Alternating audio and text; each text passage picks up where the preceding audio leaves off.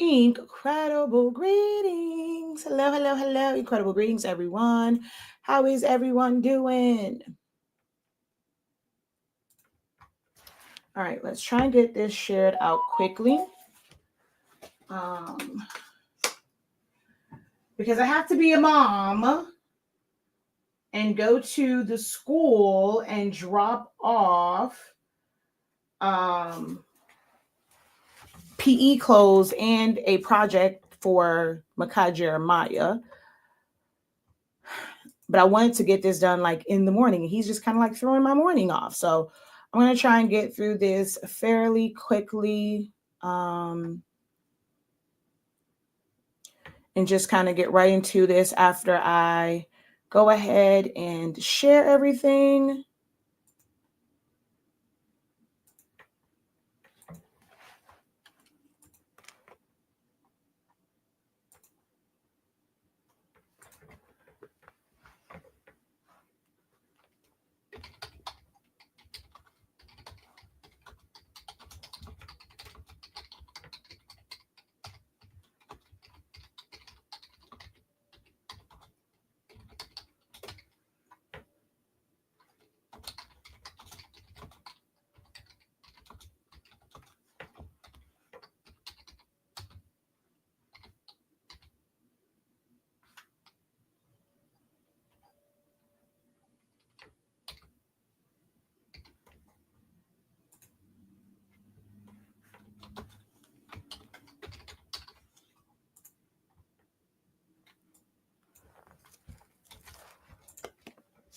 All right, so let's get this all shared out.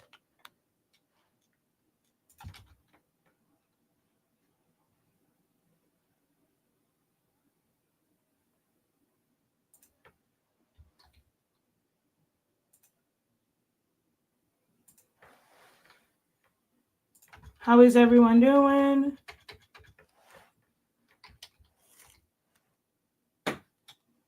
Oh, well, I guess it won't let me tag here. It's okay.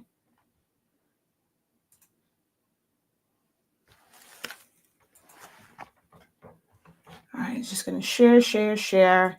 As you guys come in, drop a hey, how you doing? Let me know where you are watching from. Let me know if you are currently using Silhouette Studio and or Canva or a combination of both.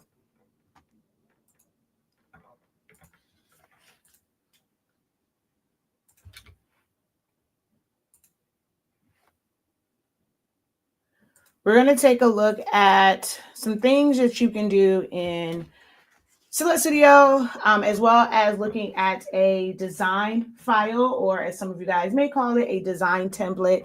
That is a Canva-based template. So we're going to kind of take a look at those two things, okay? Those who are in my Canva class kind of got a quick peek at this. It was a part of the learning aid, but I had spoken with Tay Martin from Nola Gal Designs, and I was like, hey, have you ever really taught like how to use your templates? And she's like, no, I just kind of make them.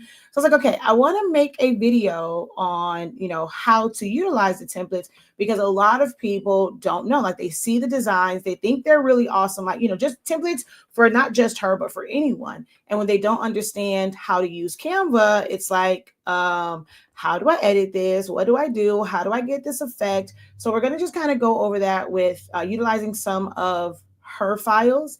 And then we're going to, we're also going to kind of look at Silhouette Studio, because there was a question and I want to kind of show some things in that as well. Y'all know I can't do any type of training where it doesn't include Silhouette Studio in some way, shape, or form. Duh.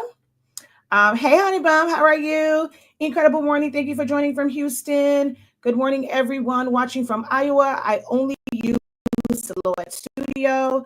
Good morning, Canva. Silhouette Studio, no Canva yet. Hey, from Atlanta. She says both. Hello, incredible greetings. Welcome in. Angela, how are you doing? Hello to everyone that is watching via TikTok. Hello. Incredible greetings. Okay.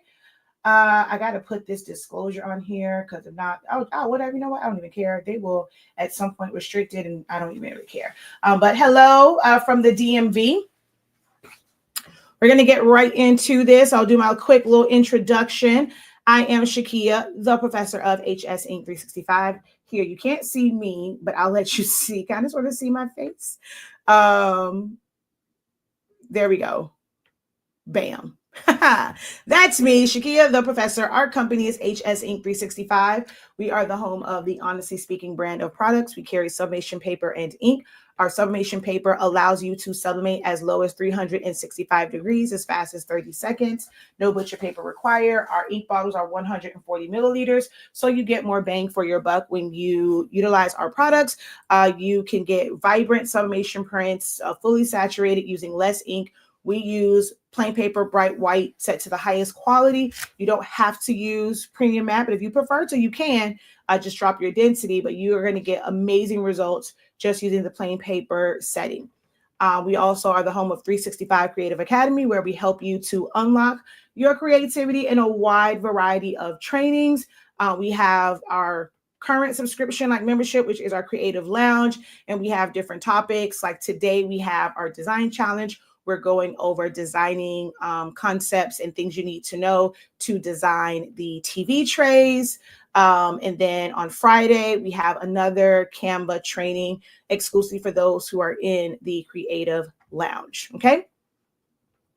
We're going to actually do some designing in Canva on Friday.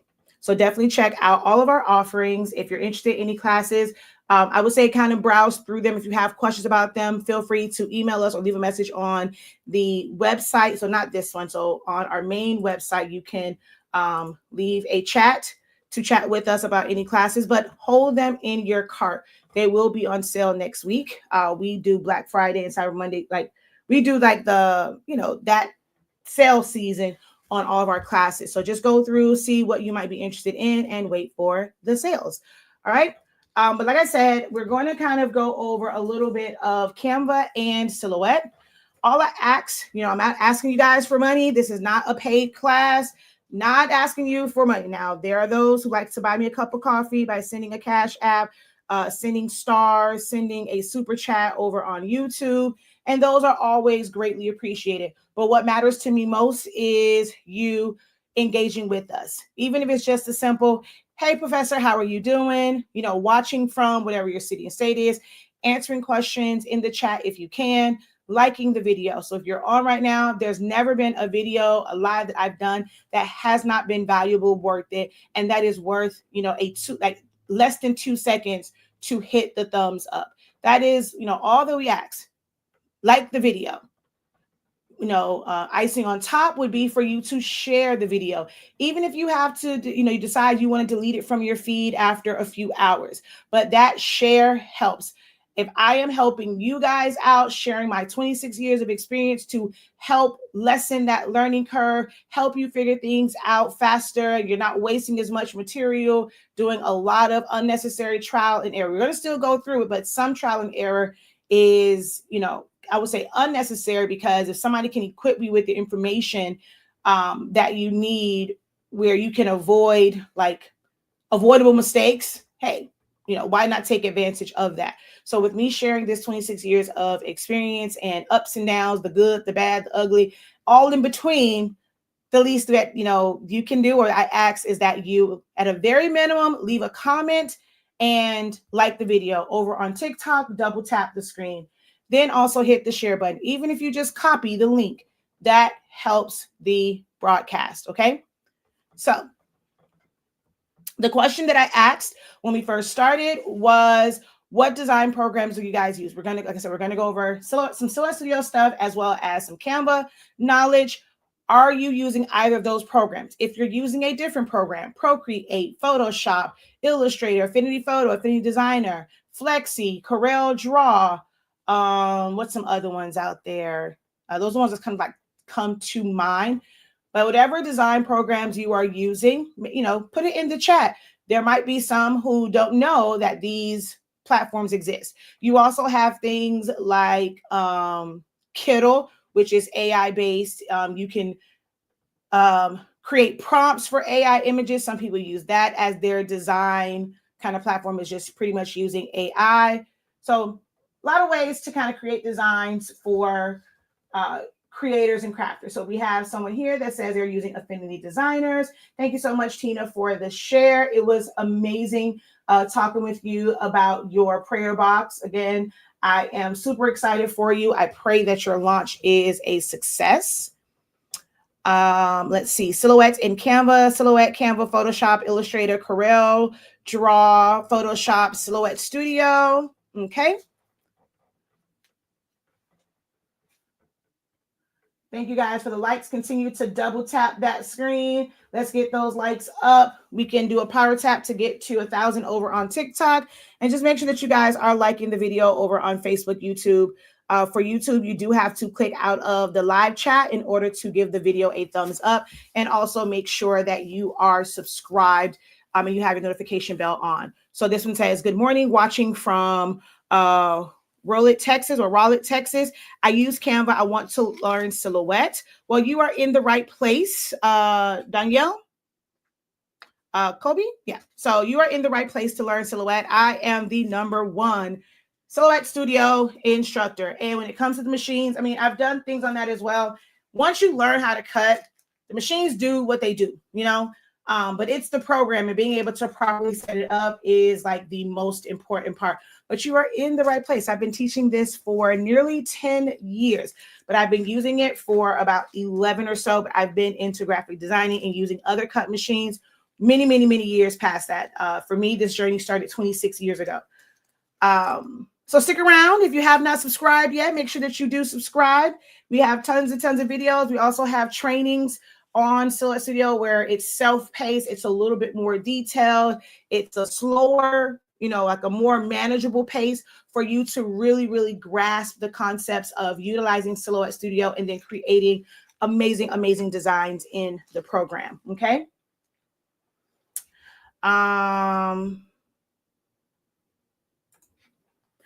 I have, I'm guessing TikTok, but wait, no, I have no idea what that is. Because I was going to say TikTok, but it's not TikTok. Locklick, but watch Silhouette and Cricut Live to learn techniques to transfer. Oh, what is Locklick? Pronounce my name perfectly. Just found you last week. I'm on it. Awesome, awesome, awesome. Oh, it's a cutter by HTV Ron. Oh, they now, damn, HTV Ron jumped into the cutter game as well. Wow. It's like, but those companies overseas, they can do that. Like, you know, they went, I remember when HTV Ron first started, it was like adhesive item and HTV. Now they have so many other things. Like they have sublimation paper and the heat presses, and now they have a cutter. Oh, wow. That's kind of interesting. She's like, it's not that great. Okay. But for the most part, when it comes to the machines, they do the same thing. So like for me, I have a Caesar Romeo. I don't really use their design program. So I will design in Silhouette, and then I will open up that SVG file in Leonardo Design Studio so that I can cut it on the Caesar. But I don't really care for their program in of itself. I just need their program to control the machine. Silhouette Studio is that. Like, it's the program that's used to control the Silhouette family of machines. But unlike its counterparts like Leonardo or whatever the program is for Locklick, Cricut Design Space, it is a full-on graphic designing program so that you can do a lot, which one of the things that we're going to kind of go over today is, you know, something that is unique to a craft cutter program. None of the other programs allow you to alter edit points like Silhouette does. So this might be kind of like an eye opener for a lot of people and not knowing that you could do these things within Silhouette Studio. All right. So with that being said, that's kind of an easy transition. Let's go right into it. So I saw this post in one of the groups that I am in, right? And I didn't mean to do that. I meant to duplicate it. There we go. So what they wanted to do was to be able to remove the black and replace it with white. So I'm going to kind of come over here because I did that, right? So they wanted to remove the black and replace it with white. I'm not sure what they were putting it on, but they wanted a white outline instead of black. This is not something that is easy to do, like from all programs. Even something as, it's commercial, it's professional grade as Photoshop. Their background remover would essentially just remove the orange and it will go right to the edge. And then let's say if you were to try and click on it and remove it again. Well, the channels in between all of these colors are black. And it's like small rivers or channels and going into like a bigger ocean, right? It's connected to it. So if you were to do anything where you would select the black outline, it's going to automatically select the inside black lines as well. And you won't have those. So we're going to just go back over here. We want to have the black lines in between the design. She just did not want black around the edging of it. So you have to use a program that allows you to create a path. So in Photoshop, it's using the pen tool, right? Or, even quick selection would not work for this. This is why it's important to understand the purposes of tools. I dedicate my life, basically, my business, to breaking down tools and functions, because we'll go into Photoshop and people say, like, oh, the quick selection is the easiest thing. You don't have, that's old school using the pen. Now Photoshop has quick selection. They have this, they have that. But for certain things, you have to still know how to use that pen tool. Because if I was to use the quick selection, yes, it'll pick up on the colored pieces. If I wanted just that, hey, quick selection just might work, might be the better option. But again, when it crosses where the black outside meets the inside, when you go and you pick up those colors, it's going to pick that up as well. So you still have to go to the old school method of putting points and creating curves and paths so that you can then basically crop the extra away. In Silhouette Studio, you have the option to do the same thing with your edit points. In Corel Draw, you're using the Bezier tool. If you were to use programs like Program Pretty Sure, like you can draw around it because you have to manually cut those areas off. So I saw a lot of suggestions under the post and I'm just like, man, this person is going to end up more frustrated. They're going to think that they are the person that is, how someone says, maybe I'm just that bad, right? So they would probably think, oh, okay, it's just me. They're saying all this stuff. They're giving me all of these suggestions on how to do this.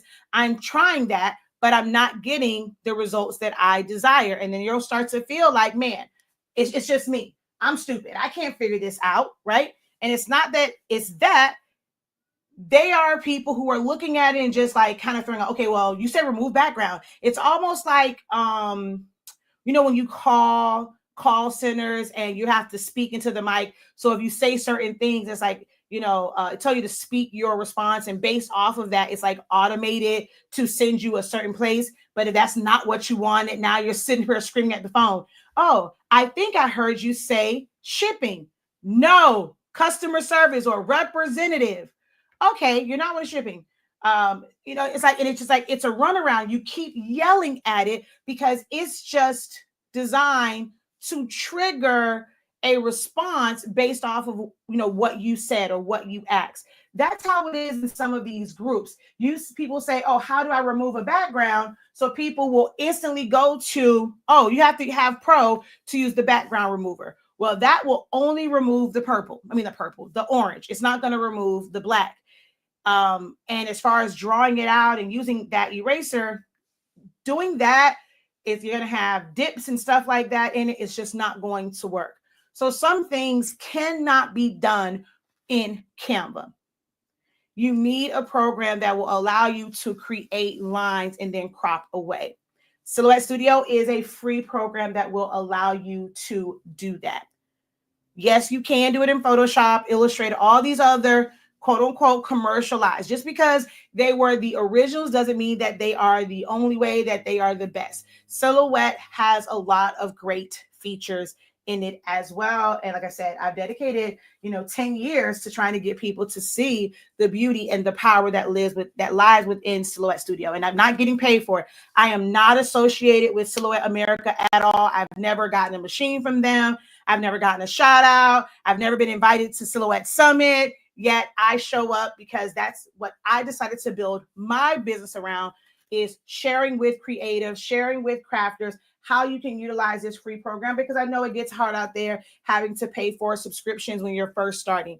As a beginner, this is an amazing software to add to your arsenal. And you do not need a machine in order to utilize the program. So don't feel like, okay, well, I got to spend $200, $300, whatever, to get a machine. You do not. You can use the program. And what I'm about to show and go through can be done from the free version. So you don't even need to do any upgrades to Designer, Designer Plus, or Business to go around and like crop it out, right? Edit points is available in the free version of Silhouette Studio.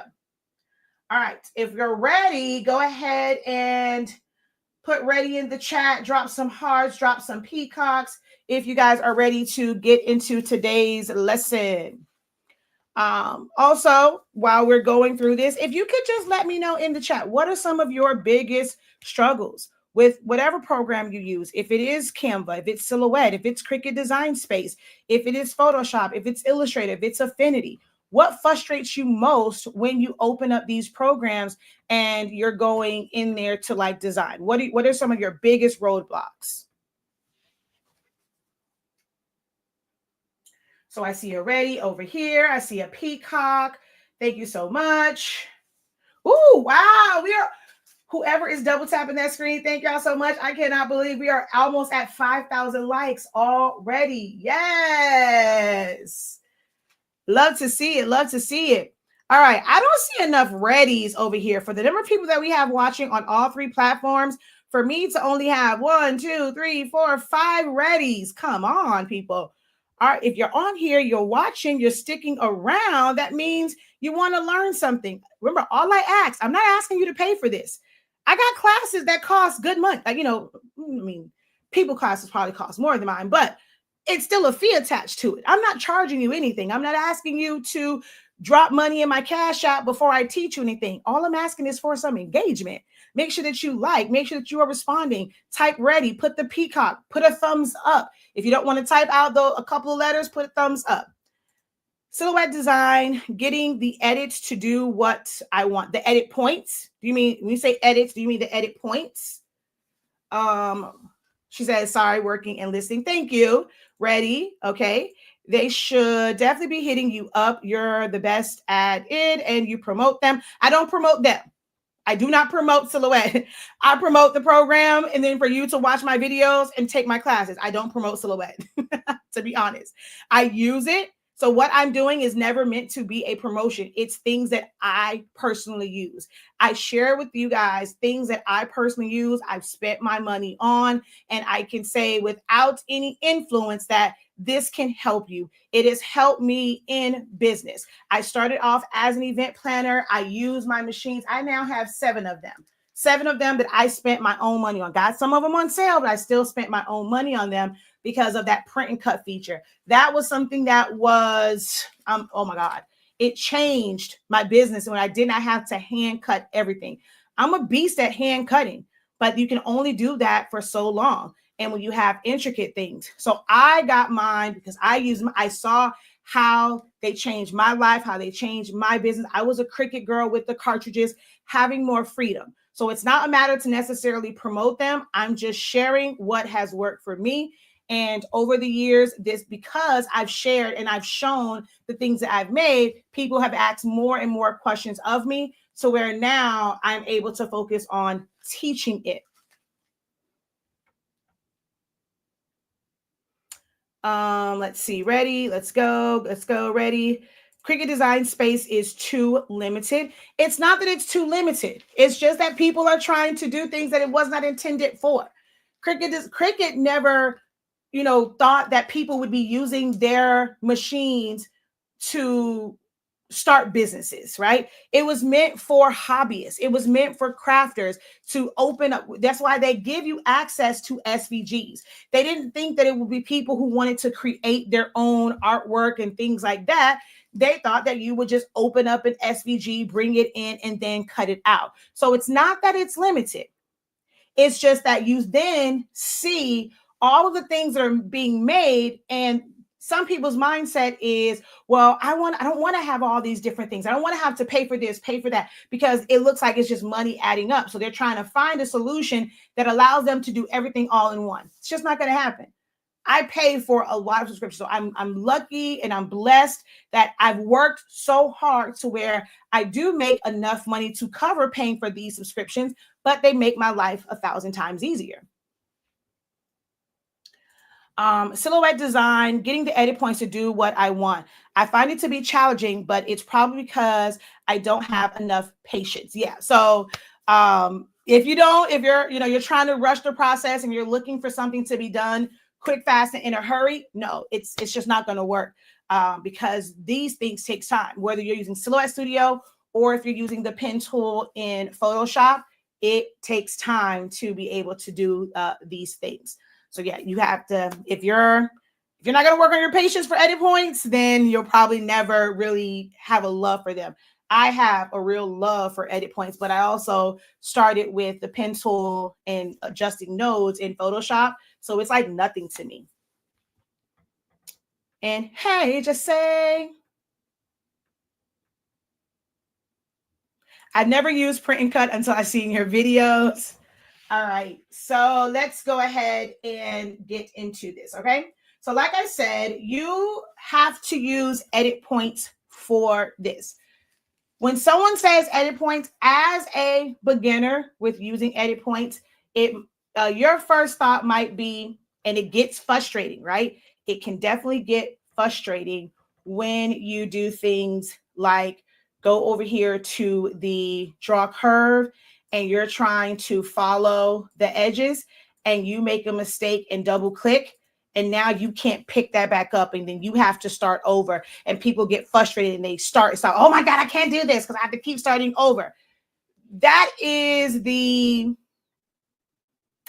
untrained crafter, untrained silhouette user that will try to go around the entire thing with the draw curve. This is not like the pen tool where you can click on something and pick it back up and continue to move. So the best thing to do is to start with shapes where it is already enclosed around it. Okay. And I'm going to start over here. It's a couple ways that this can be done. If I start with an oval, I like to add color because having your shapes filled in with color makes it easier to select things. So we're going to add some color, but of course now we can't see. So we need to decrease our threshold, our transparency so that we can see through it. Now I can start to add points so that I can move them around and manually trace this. So we're going to double click to add edit points to the circle or to the oval. And I'm just going to go in, hover my mouse. I'm looking for that finger to turn into a line and an arrow. I'm just going to add a few points. I don't really, there is some science I could apply to this and strategically place these, but for the sake of this video and not making it too long, I'm just going to put some random ones on here just to kind of get me started. Then I want to hold down Shift, select all of these points. And right now they are all smooth. I want them to be corner points so that I can move each side independently. So once I click on the corner, I'm going to click off and then double click on this shape again. So I'll start to now move these points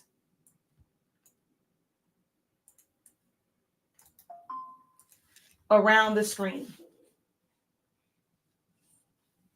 Sorry, y'all are tilting over here over on TikTok.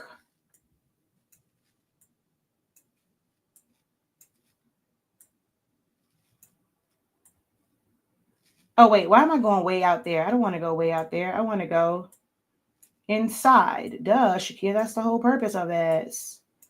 We're doing right to the ears. It is kind of a one by one click. If you don't have patience, if you are a creator that is like these new age kids and you want everything to be at a click of a button because you feel like, oh my God, with technology now, why should I have to do all of this? Why can't I just click a button and it just does it? Like, this isn't AI. This is actual like designing. So if your desire is to have this be done in a few clicks, this won't be for you.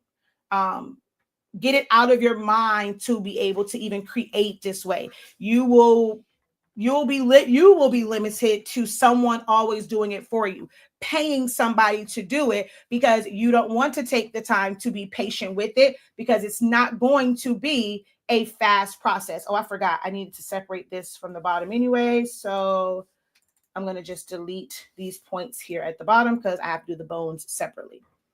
All right. So now that we have kind of, we have our edit points strategically placed, I'm now going to go in and adjust them. So we'll go here and we will push and pull the blue handles to get it to conform to the shape.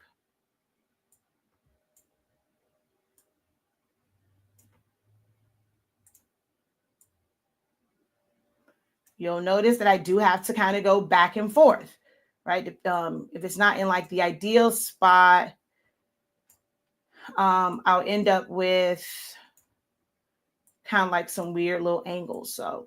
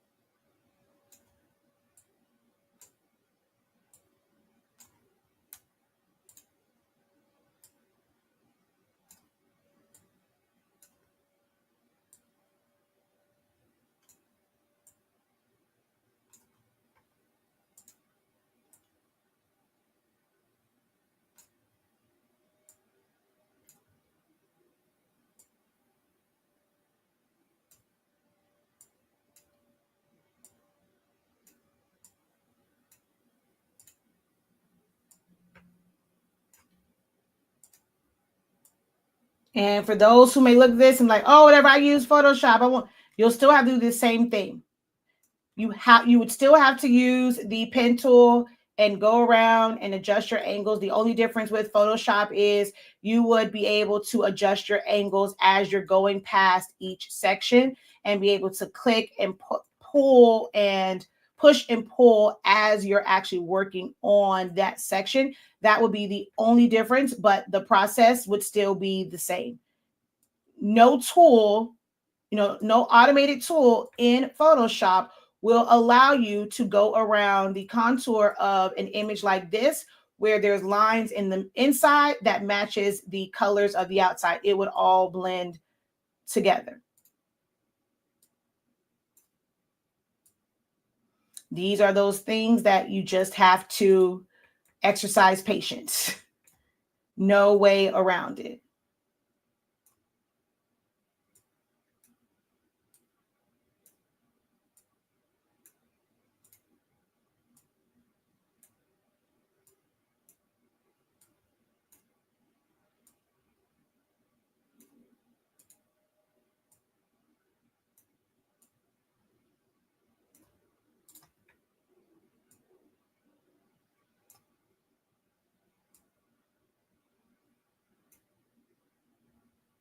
Okay, so we got around the top part.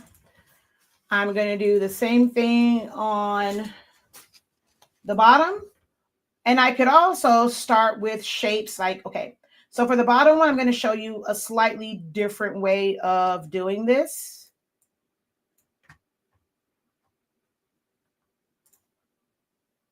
Because there are a lot of straight lines.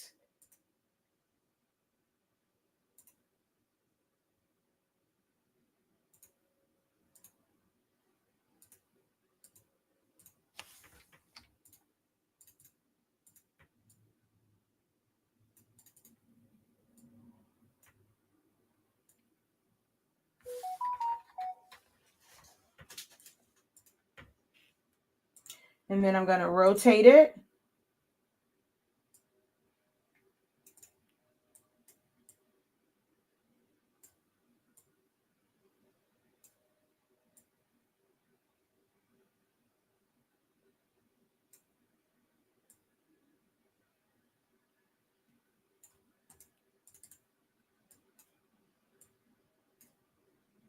All right, and then I'm going to do some circles here. Add me a few well, let me see, do I need to add edit points? I'm going to try and get around it first without adding more edit points. Oh, nope, I got to add one right here.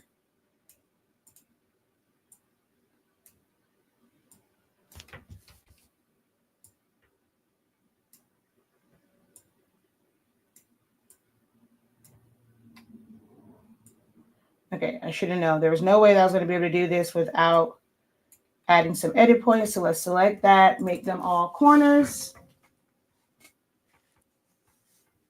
I hate this tripod. It's getting on my nerves. I thought I fixed it, but obviously not.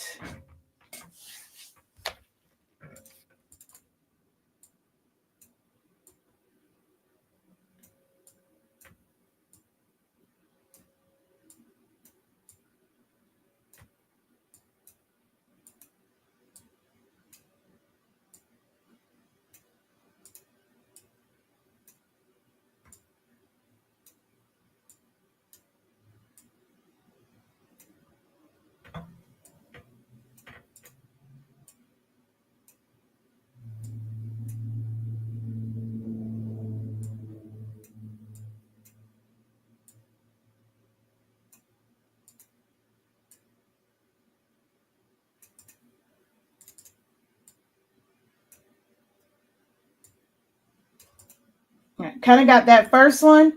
I'm going to go ahead and mirror that.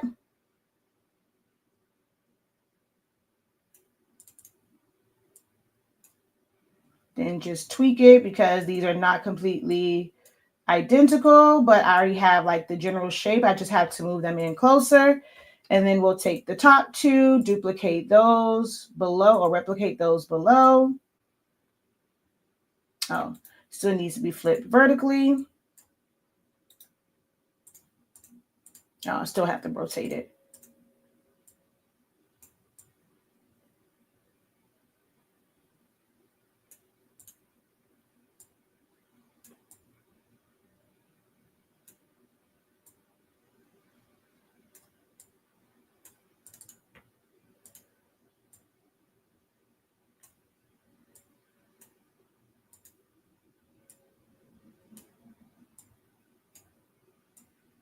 All right.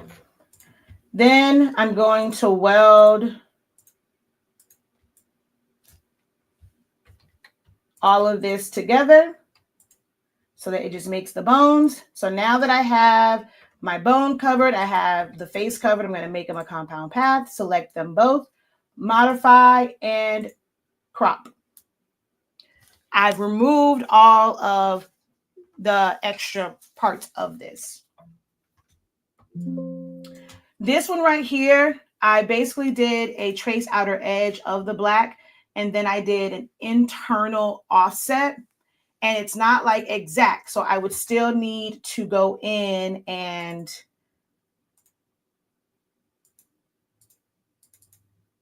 edit the points.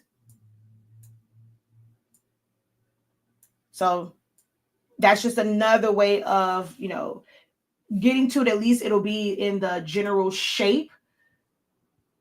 And you don't have to like worry about where you're adding points at, because the points are kind of automatically created for you in the general areas. But you just need to move them around to get them to fully contour. And then like in places like right here, around the bone, you would have to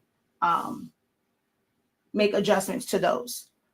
But all in all, we have it removed. Once it's removed, we select it, go over to offset, place an offset around it.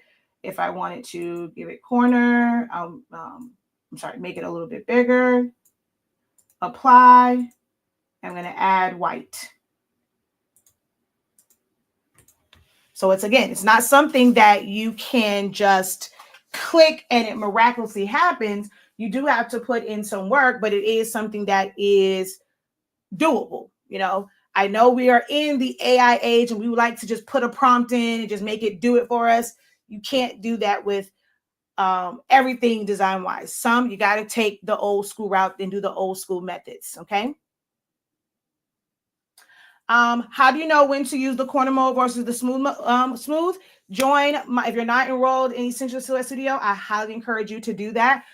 We go through that in detail.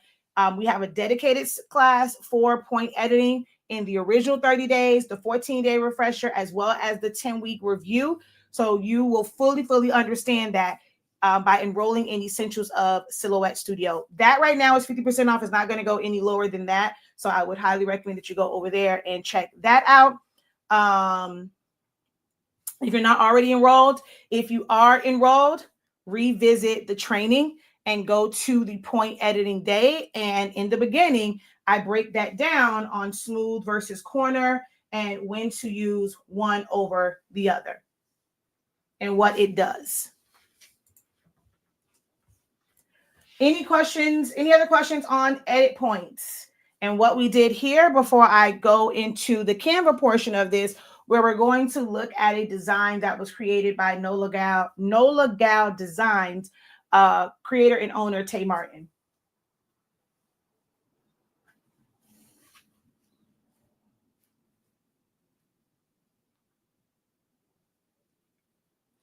Any questions?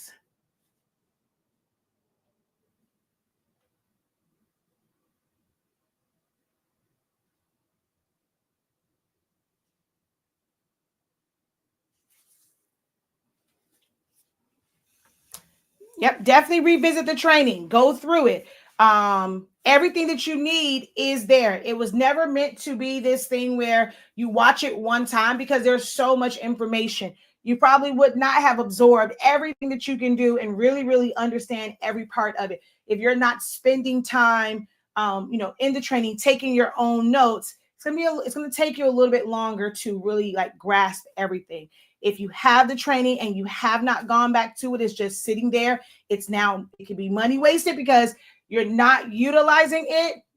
Let this be your sign that it's time to go back to the trainings, watch them through, and really listen and have your own notebook and take your notes on what you are learning in that training. Just need to practice a bit more with the edit points. The training is full of practice. If you actually take the time to go through the images that I have and go around and manually trace it out, there is no way, I promise you, there is no way that you will not understand edit points if you don't cut the corners. I strategically chose every single image that is used in the edit point training. Don't do just one or just two. If you go through each and every one of those images and manually trace them, remove shadows with the edit points, you will come out of there feeling like a master at edit points. But if you cheat that lesson, you're going to keep feeling like, I don't know, I need more practice. I built in the practice for you. I built it in.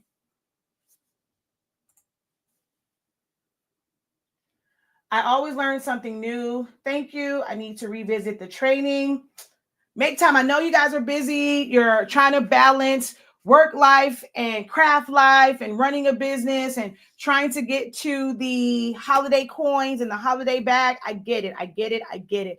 But you have to prioritize your personal development, your professional development, your creative development. You have to prioritize time for that and actually sit in the, like, put it on your calendar to sit in the trainings, attend them live, or watch the playbacks and actually do the work. Okay, so no questions. We're going to move on to the Canva example.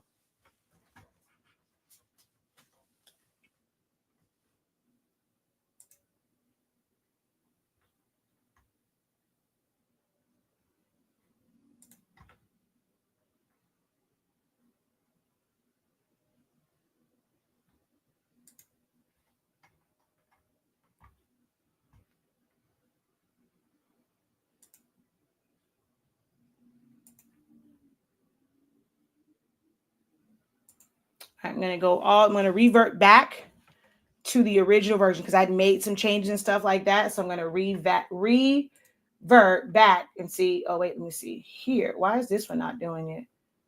This was not, why are we not going? Okay, wait, why are you guys are still here? All right, let's see. Page 3, version history.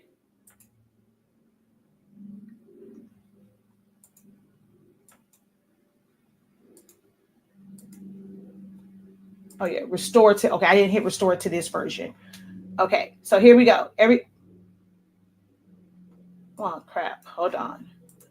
File, version history. Okay, let's go here. Whoa.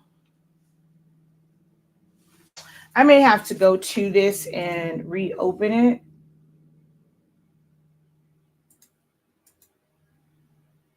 Yeah, let's see. I guess because I moved things around so much already. Because why is this missing? Okay, that has all of the parts to it. This is missing some things. Okay, that's fine.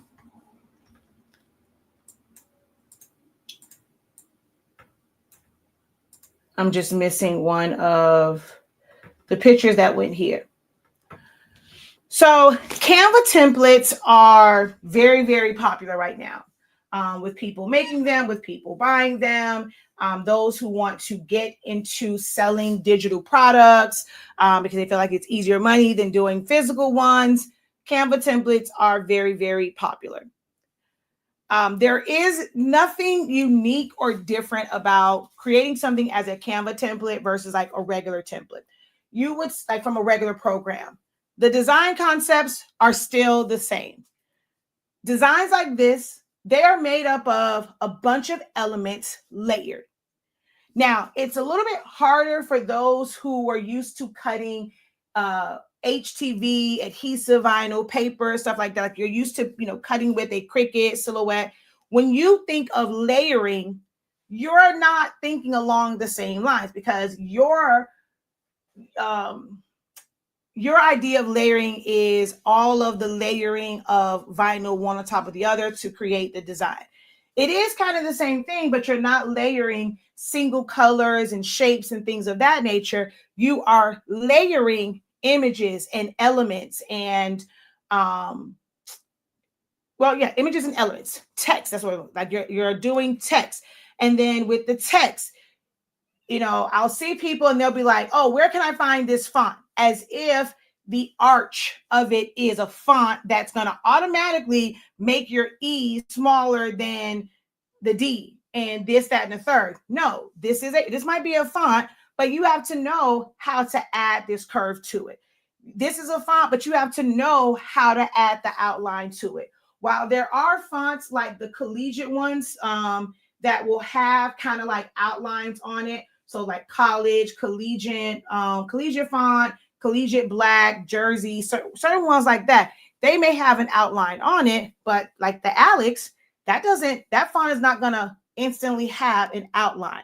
So you have to know how to create those outlines. You have to be willing to take the time to learn these programs and its tools and functions. You cannot design if you don't take the time to learn the tools and functions and what they do. Where are they located at? They may have different names in different programs, but at the end of the day, it's going to be the same concept, the same principles to create this. So it's like, I want to see multiple colors. I start off with the text, and I now have to figure out whichever program I am using, how do I add? Some people will say some programs, it's an outline. Some, it's a stroke. Is it an offset? Outline, stroke, offset. It's going to be one of those three words. If you can think of another word that you guys use to describe, I know the one which I don't like. Some people say, how do I put a shadow on it? And then when I go and I show stuff, oh no, that's not what I want. Like, I want it to just be an even box or even shape around it. That's not a shadow. But I'm like, okay, now that I understand, I take the time. Okay, that means you want to have an outline or an offset around it. But it'll be normally one of those three terms. And you just have to figure out where that is in whatever program you are using. Am I making sense? If I'm making sense right now, let's go ahead and drop a 3 in the chat. If you understand what I'm putting down, drop a 3 in the chat.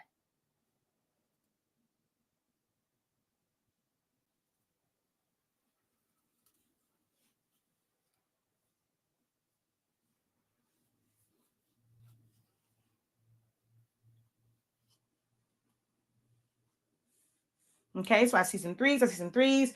Incredible morning, Crystal. Okay, I see some threes over on TikTok. All right, I see some threes. Okay, so good. We're on the same page. You guys are understanding what I'm saying. All right. So people were like, oh, well, I wish I was better at designing. Designing is like learning the program is one thing. I can teach you the elements. I'm going to teach you what tracing does. I'm going to teach you what subtract does. When we did the other, I'm going to teach you what cropping does. Like, I can explain these tools, these functions, this vocabulary, this terminology. I can explain that. You can be a master and know, I know how to crop. I know how to do my edit points. Like, edit points are nothing for me. I know how to use those. I know how to trace. I know how to add, text to it. I know how to add the fonts to my computer. I know how to put it in my design. I know how to add color. I know how to make a gradient. You know how to do individual tasks.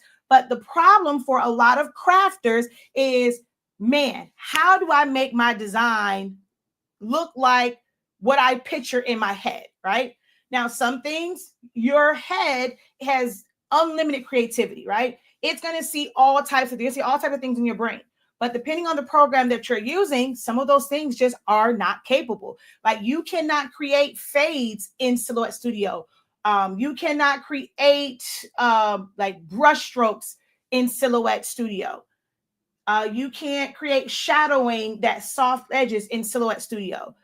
And then when it comes to Photoshop, because it's pixels, you cannot create vector like kind of shapes. Well, you can kind of sort of, just like a certain way you have to leave it, but there's certain limitations to Photoshop as well. There's certain limitations to Canva.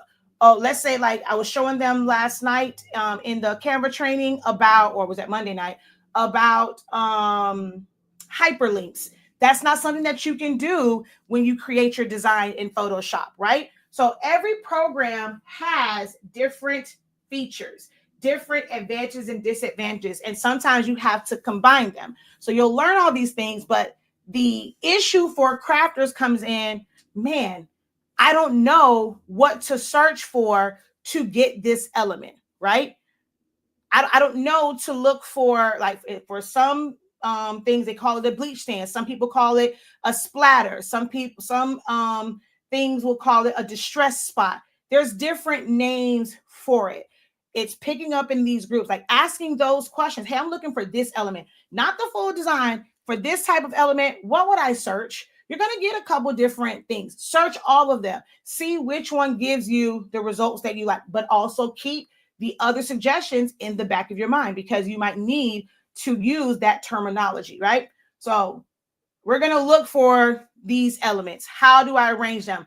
How do I make it look good? How do I know what to put to the back? Or should I put this all the way to the back? Should I bring it to the front? Like, what elements do I use to create something to give it a Western look? Why is it that they're using, this metal looking thing for what made someone include that in a football design? Like, in my mind, I just want to do a football field, grass, maybe somebody in the stadium. I'll put a football, a helmet. Like, what makes someone put what is like metal within this design, right? It's adding texture to it. What makes someone want to do distress versus putting it in a circle? How do I know if I'm making it in a square, in a circle, if I'm making it portrait, if I'm making it landscape?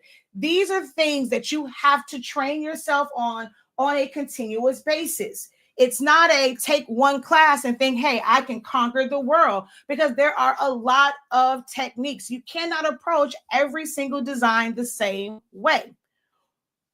But files like this is just one style of design. All of these are what's considered to be portrait size. It is longer going from top to bottom, right? It's not landscape where it's going side to side.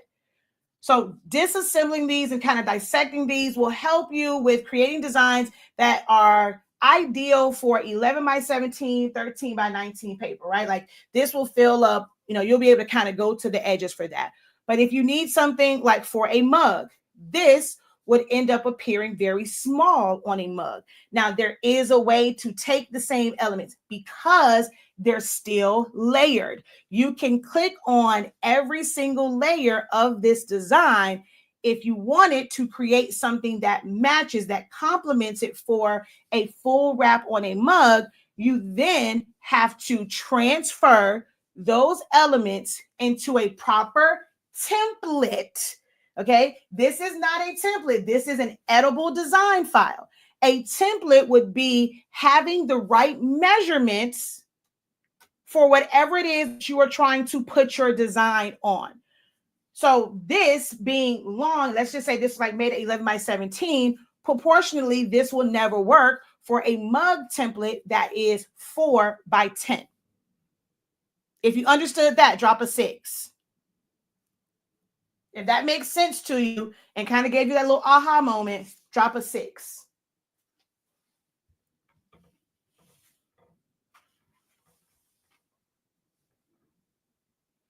Yes, I do agree with that. One of the best ways to learn to design is to get in there and mimic other designs you see to practice, because it already has the elements there. And as you are mimicking it, you are dissecting it and you are recreating it. It's going to help you be more self-sufficient in creating your own designs.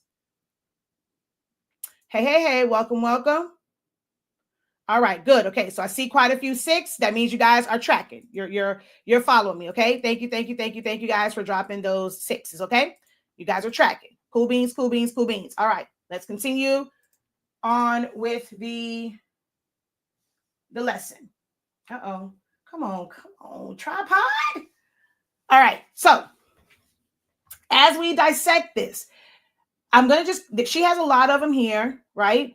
Canva has what's called frames. If you wanted to do this in silhouette, you could, you just have to have a circle. Like in Canva, you see how this bangle is like, it's supposed to be hugging this, and there was a picture in here.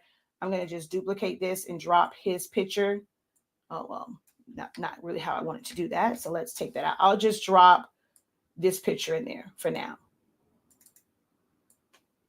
All right, so let's say I drop that in there. You see how the bottom of this is covering up.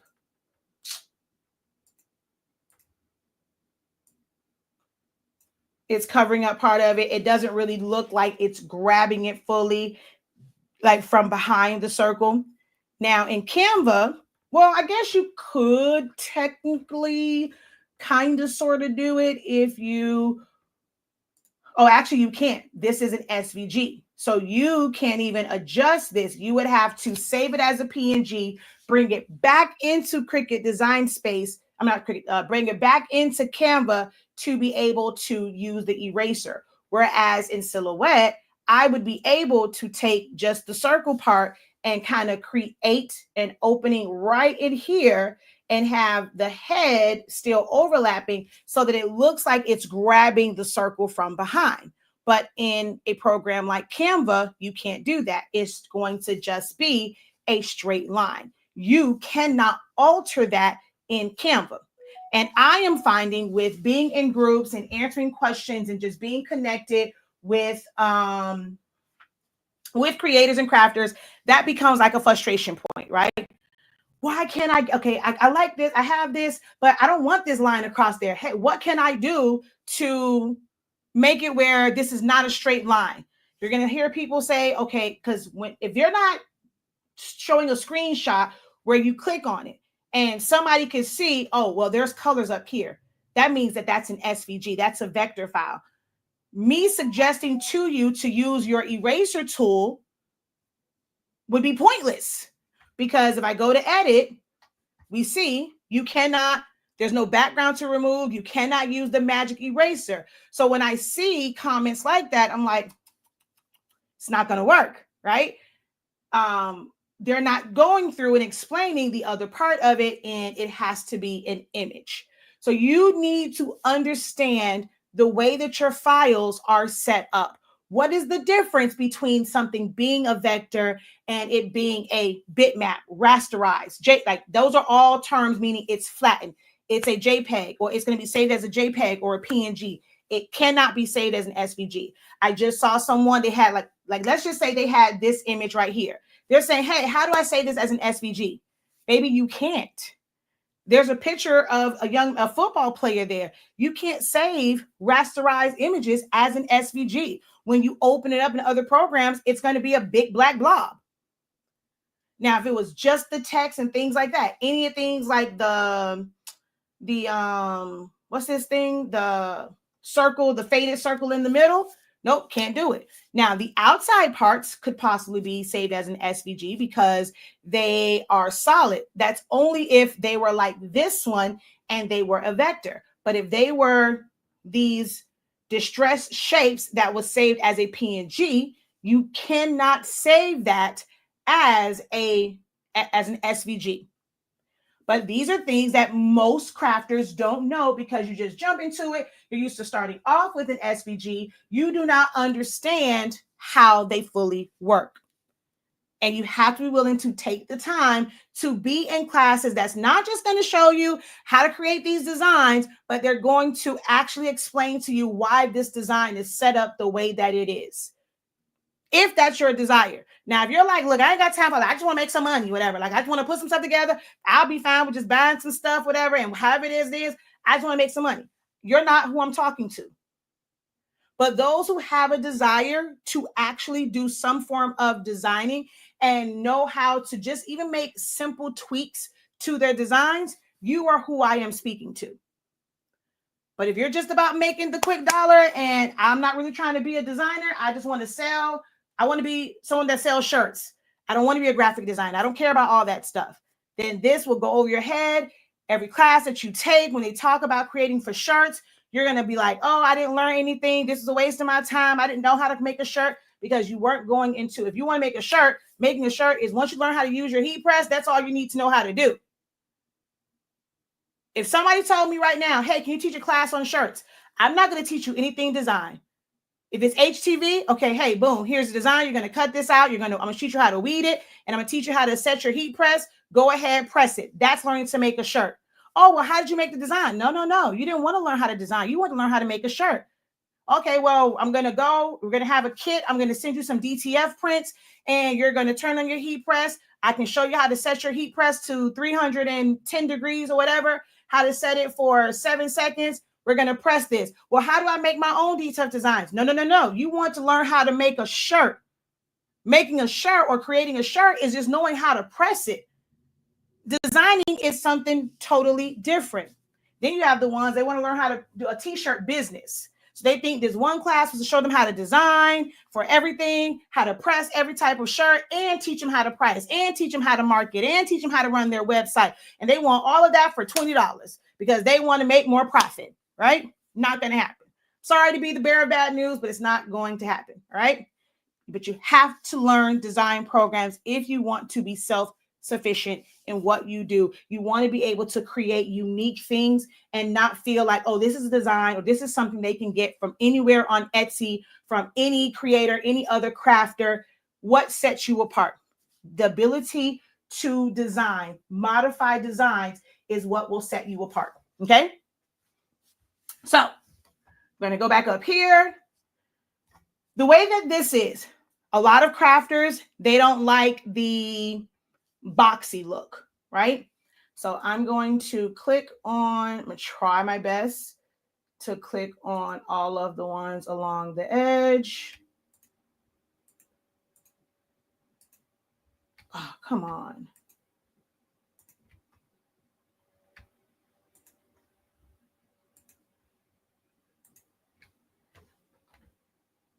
Dang it. See, this had a lot more of these elements. And then this is the part that some people don't like. They don't understand that it's not just one element that made this. You know, she had a bunch of those elements and a bunch of these different splatters to create the look and extend that through, right?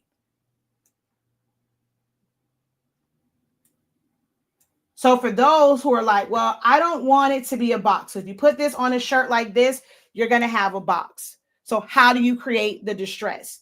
Well, for Tay Martin, it was a lot of, it's like these little distress borders and things like that, right? And so you have to know how to put them on the edges. She's great at what she does. I tried to convince y'all to do more teaching. She's like, that's not my thing. I don't want to teach. I don't want to make videos. I just want to create them. Those who need them, who are not great at design, I just want them. So I was like, you know what? I want to do a video with your designs, just showing people how to utilize them and things of that nature. But she has no desire to teach. So I promise y'all I'm not stepping on any toes. I definitely talked to her. Now, there are some other things within this design that I'm breaking down within Creative Lounge. And explaining like why you would make certain decisions, but that's exclusive to those who are in the Creative Lounge. So just know that if your desire is to create designs like this, it's going to be one of two ways. You're going to start off, it's going to be to the edge, it's going to look like a box, and then you're going to put distressed borders all the way around it to make it look like it's not. And then when it comes to sublimation, sublimation does not print white. Sublimation does not print white. So by having that in white, when you print it out for sublimation, there's going to be nothing there. So on your shirt, you're just going to see the little specks of colors that are peekabooing through, and it's going to look like it has this distressed edge. Now, if you wanted to do this as a DTF print, you then have to save it, not as a PNG, because there's no transparent pixels. That white is a white element. So even if you save this as a PNG with a transparent background, you're still going to see a white edge because that is not the design page that you're seeing. That's an actual white element that you want to show up. So you would have to save it as a JPEG, then bring it back into either Canva or Photoshop or Remove BG, remove the white background, and hope that you don't have any white that you really want to keep in those, like in key areas, like that's close to the edge. Remove the background. Now you have a transparent, like you have exposed transparent pixels, and then you can save it as a PNG with a transparent background. But that's multiple steps, right? So that's kind of how that one is set up. Whereas with this one, it's made up of, come on, like you see this element here. This element has a distress border. So by combining them and putting them in the background, it gives kind of the same illusion as this one. And this one can be saved as a PNG with transparent background because the background of this comes from, see, the background is naturally white. Whereas if I go up here and do the same thing, you don't see it because the white borders and the design is covering up. Hold on. So let me go back to here. So that one's green. I'm going to move everything back into place. See, you wouldn't see that green.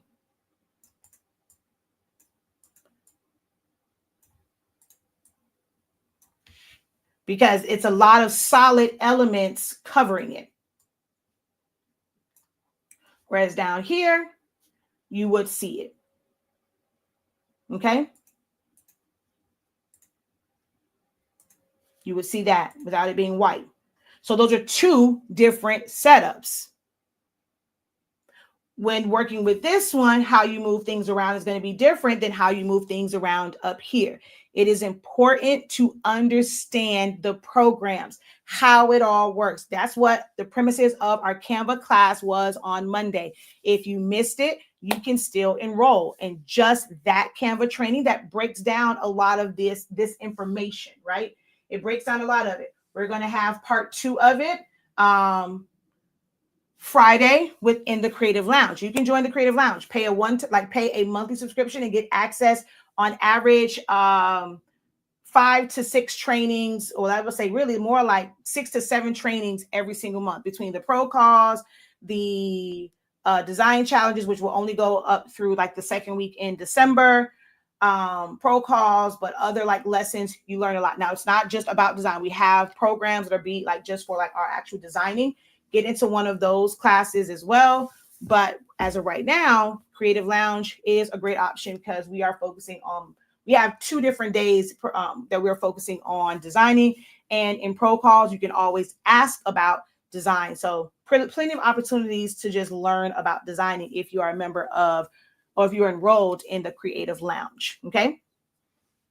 So with all of the elements, like I said, it's a lot of elements, clicking things. Sometimes you'll click on something, it's moving the wrong thing. That's where knowing to use your layers panel and seeing where things are. Look at how many elements make up this design.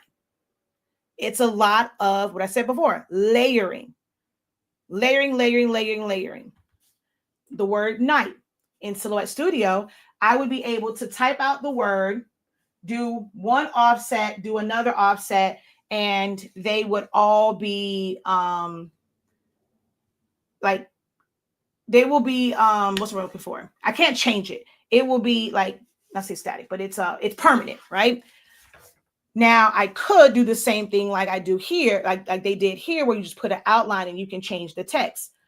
So some people will go in and they're like, okay, I can't change. Oh, wait, hold on. Let me see. Is it grouped together? Okay, yeah. So they'll go in, right? So senior night. So I'm going to say senior game. Okay. I'll just put game.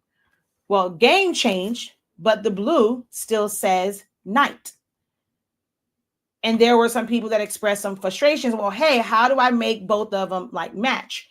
In Photoshop, love Photoshop for stuff like this because you make it smart objects and all you do is change the text to 1 and it'll automatically change all of the layers that's made up of that smart object. That's one of the benefits of Photoshop, but the downside for some is paying that monthly fee or that annual fee.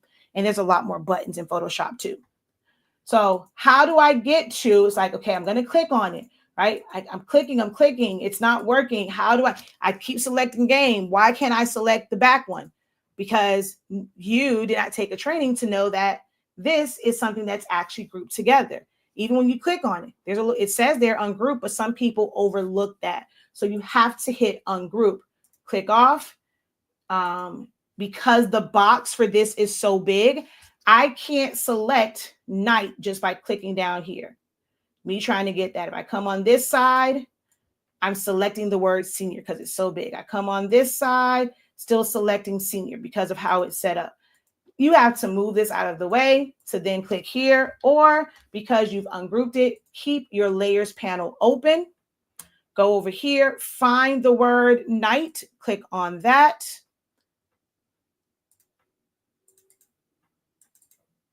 Come on, I said go to this one.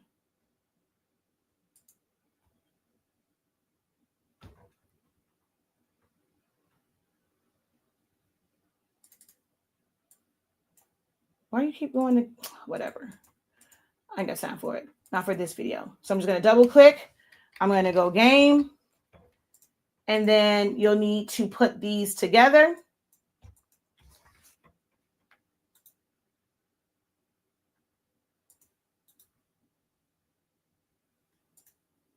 And then regroup them so that this now says senior game. Same thing with the name. We can double click.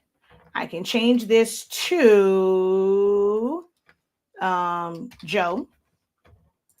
But then changing the background one is not as easy of a task. You can try zooming in to get right on that back one, which I doubt it'll do. I'm going to ungroup, try my best. Yeah, I got exposed to right here. Now I can select it and put Joe.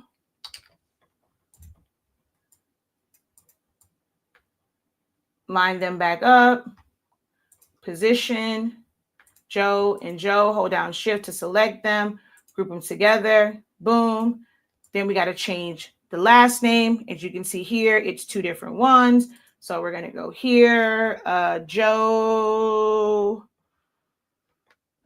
Harris, I guess. I don't know. Oh.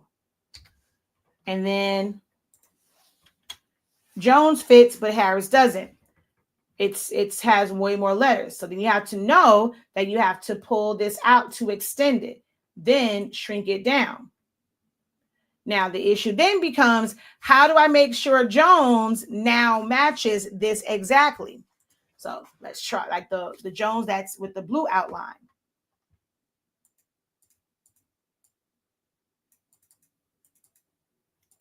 Come on now.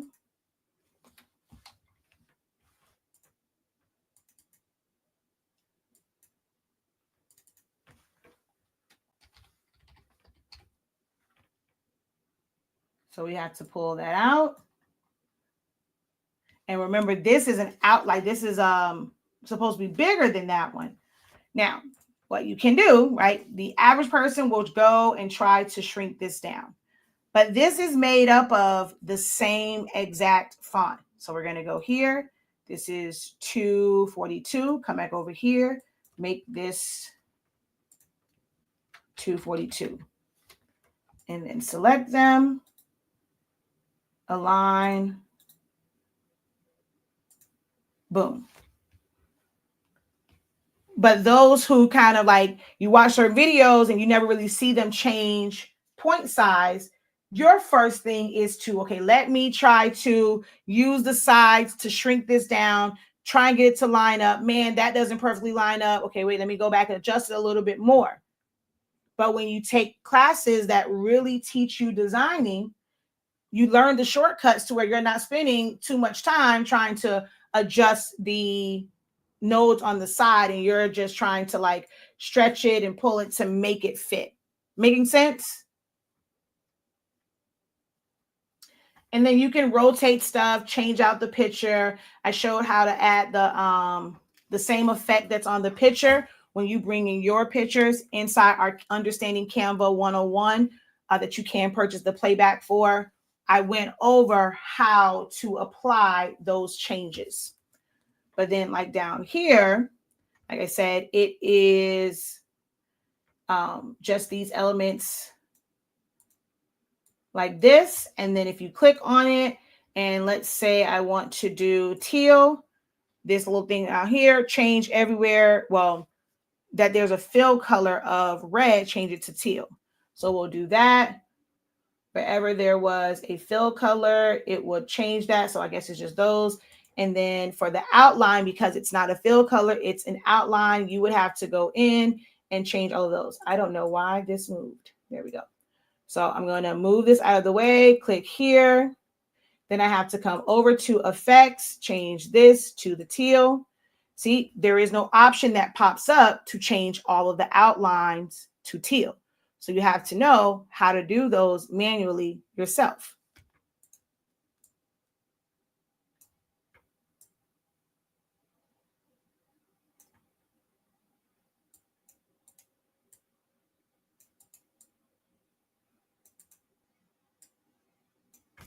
my gosh. And then this one is, the outline is black and the text is black. So that's what's giving it this like blobbish type look, because the text is black. If I put that in there, you'll see that there's actual like the same numbers that's there, but you make it black to where it's a larger blob. And then we're going to hold down Shift. I got to go back to position, select them all, and what am I doing? Go here, not space evenly. No, let me see. Yeah, align center, align middle, to where it all lines up, and then I can group it together. Boom, move that over. Then I have to click on this one, go over to effects, change this one to the teal color, hold down Shift, select, align center. Under position, I think under arrange. Yeah, so you can go here and you don't have to like right click and right click. You can just click on position, arrange, and easily click center and then middle, and then group that together. And you just have to change out all of your different elements. But that's how you would utilize these templates that you purchase. You just have to know how to utilize the program, like the system, which is Canva, and how to change colors, move things around. Knowing that if you click on something and it's moving something else, go to the position, which is where your layers are located. Click on it and then move it around. So I'll be honest, I don't create like designs like this. I don't really utilize Photoshop a lot for stuff like this. Do I have a class for Photoshop? Yes. I have our essentials where I am breaking down the tools and functions. I am one where whether you take my basic class or not, I'm always going to refer back to that, because when I go and I'm teaching design, I cannot go back and teach you how the brush tool works, how cloning works, or how to create a new layer, or it's just certain things that it'll make the class a lot longer. With designing, you really should have some working knowledge of the program that you are using. You should have a little bit of working knowledge of that program and where things are located when you want to get into designing. But if you want to learn Photoshop, I teach you Photoshop, how to add your patterns and learn about smart objects, how to add vector mat. Like, that's learning Photoshop. Learning design is something different. So that's why I said kind of sort of. I do teach Photoshop, how to use the program. We do go through like some basic design, like how to bring all those tools together. But I'm being honest, I don't create a lot of designs like this in Photoshop. I love silhouette. There are certain things that I use Photoshop for. When I want to be able to get certain effects, I want embossing, I want like something like this. Everything is flat. It's just outlines. Photoshop is overkill for a design like this. There's no embossing. There is no like blend modes. There's no overlays. There's none of that, right? I wouldn't need Photoshop for this. You can use Canva, you can use Silhouette, because those things are the same no matter what program you're using. Type it out, add color, add stroke, add color to the stroke, move it and arrange it where you want it to be. Basic. I can recreate this design in a multitude of programs. But now if I were to take this into Photoshop and now I add some embossing and shadowing and chiseled looks to the name, if I put an overlay on it where I'm going to give it a metallic look, I'm going to give it a textured look. I can't give that name a textured look in Canva itself. Now, there might be an app and you have to then go isolate that part, take it over here, use AI to apply this. But Photoshop, you can do that right in Photoshop. I don't know. Am I making sense with that? But we do have an Essentials to Photoshop training. But I said all of that to basically make sure that you understand so that you don't go back and tell people, oh, the class was booty. I ain't learned nothing. I didn't learn how to make no designs, because it's not intended for that. It is designed to teach you Photoshop. Because with Photoshop, you can do a bunch of things. Not everybody's using Photoshop to create designs for t-shirts or designs for tumblers. Some people use it just for photo editing. I use it a lot for marketing and branding. My thumbnails I create there. I'll use it for some of my obituary designs because I like the layers and I can copy styles. It's a little bit easier than doing it like a complex one that's like 8 pages, 12 pages. Now, if I'm just doing like a trifold, 11 by 17 trifold, I do those in Silhouette Studio all day, every day. So it just depends. It really, really depends on what it is that you're wanting to learn. But I recommend starting with our essentials of our essentials of Photoshop training. We actually did 2 rounds. So you get 2 8-week sessions that you can learn from, because we did the re-up of that one. And all those who paid for the original one, they got access to the second round of them as well.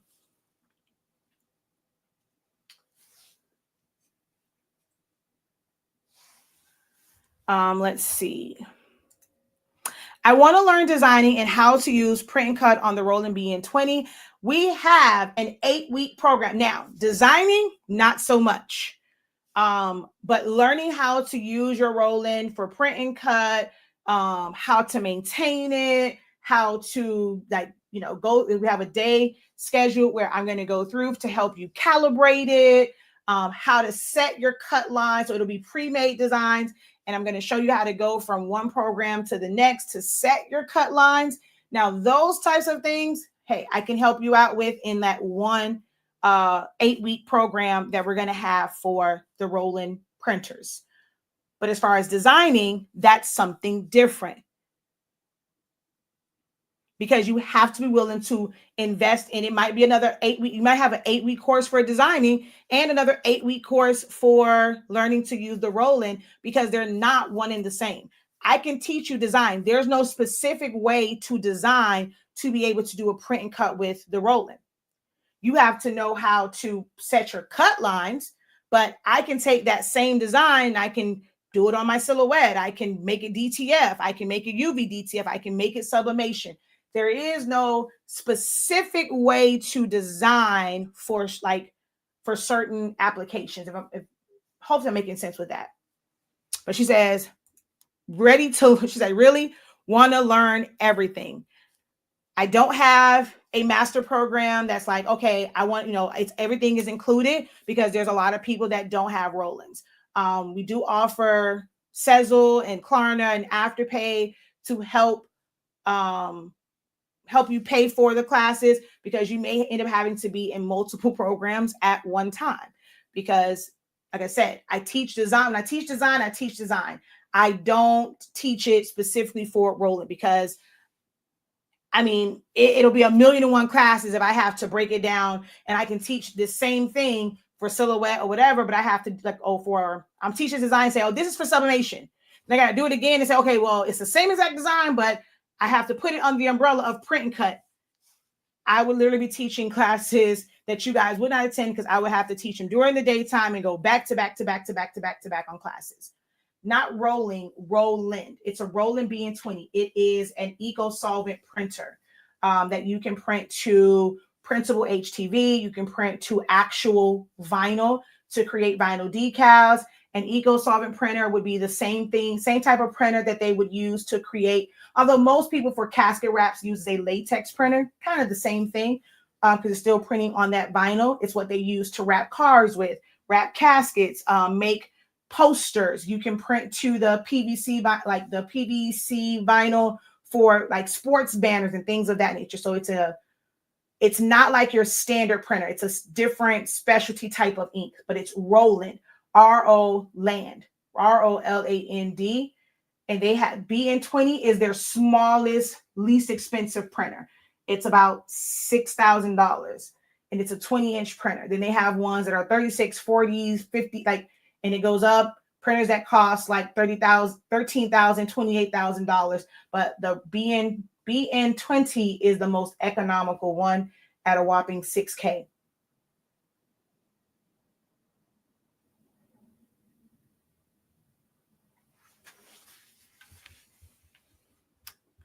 Hello, hello, hello. Is the cut lines included? Of course. I mean, that would defeat the purpose if we don't show how to set your cut lines. Now, I use Silhouette Studio and Illustrator. I have Affinity in the class. I will show it one time and one time only. It's not something that I'm going to go and constantly every time show it and go to Affinity. I will have that video. I will do it one time and one time only. If you are someone that chooses to use Affinity, Flexi, I'm hoping that somebody who joins the class will have Flexi and I can have them share their screen and I can show how to do it. I do not plan to buy Flexi and pay for that subscription because I do not need it. So I don't plan to spend money on that, just to kind of have it taking up space. I'm low on space on my computer as it is, but hopefully somebody in the class, if that's what people desire to use. But Silhouette Studio and Illustrator and even Corel Draw. Corel Draw is another one of those. I'll show it one time, how to set the cut lines, and then that's it. But the easiest way is a combination of Silhouette Studio and Illustrator. And it's an investment. It's going to be $253.65.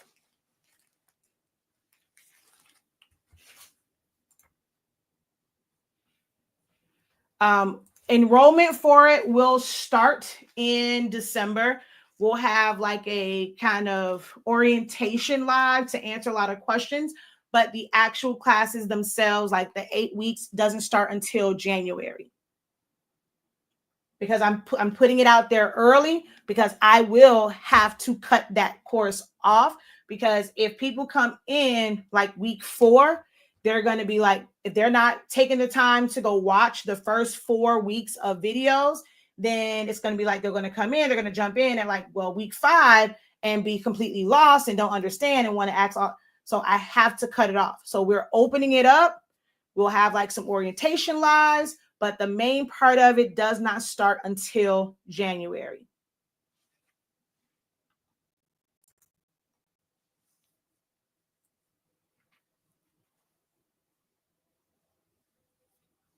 I know what you meant. All right. So on the Canva one, any questions on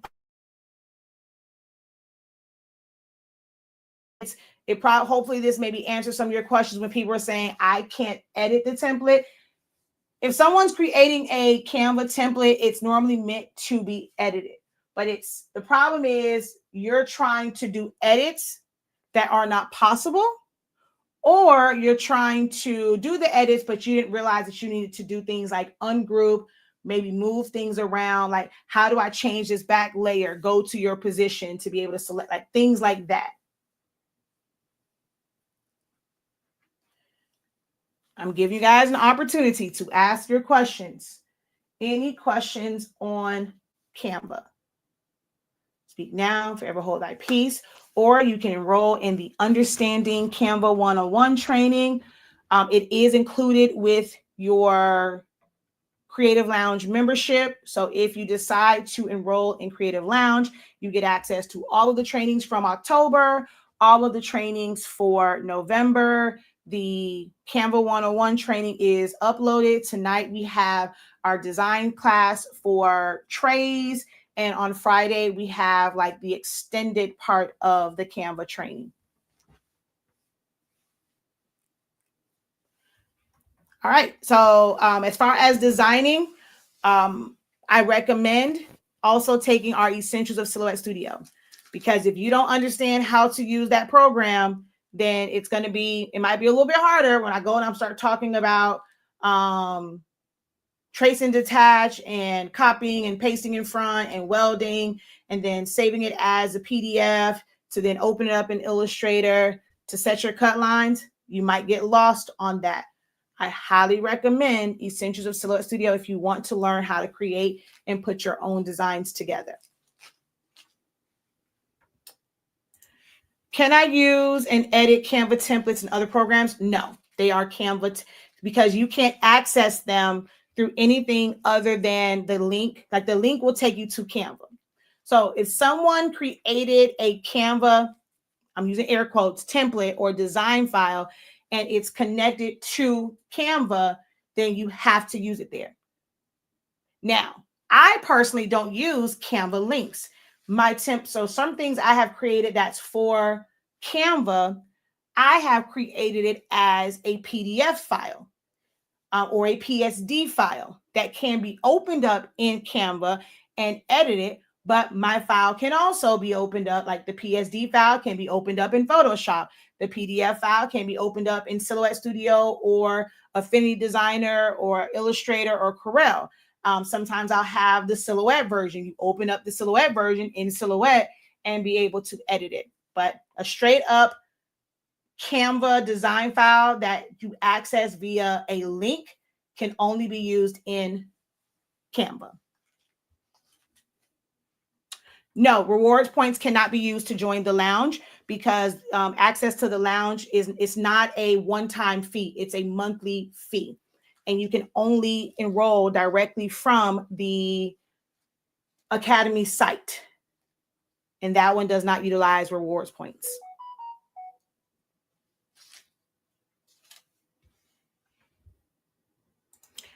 Okay, thanks. I see some nice ones on Creative Fabrica, but I'm a Photoshop user majority of the time. Yeah, so you won't be able to utilize those. What you can do is just kind of look at them and then, so it takes work, but if you wanted to get that file, it depends on if they use pro elements or not and things like that.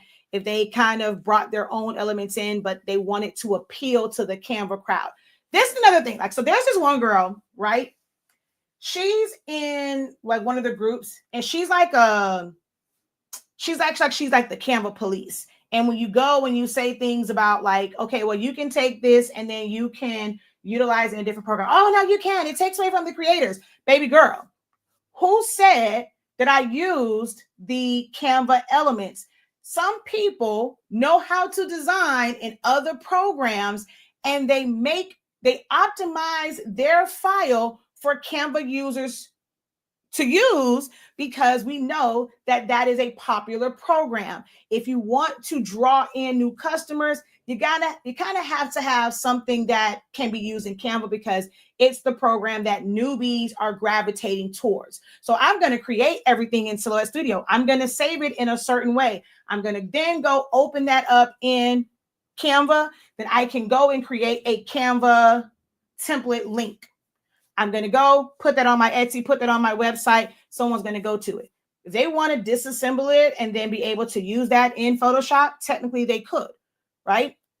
Everything isn't from Canva elements. And she makes it seem like anybody that uses Canva, oh, well, you got to be using Canva elements. Girl, no. So there is a way to technically recreate it over in Photoshop and like kind of follow that outline or that layout, but it's work. Like you still have to go through Canva to do some things and then save it to be able to open that in Photoshop and rearrange it. Incredible greetings.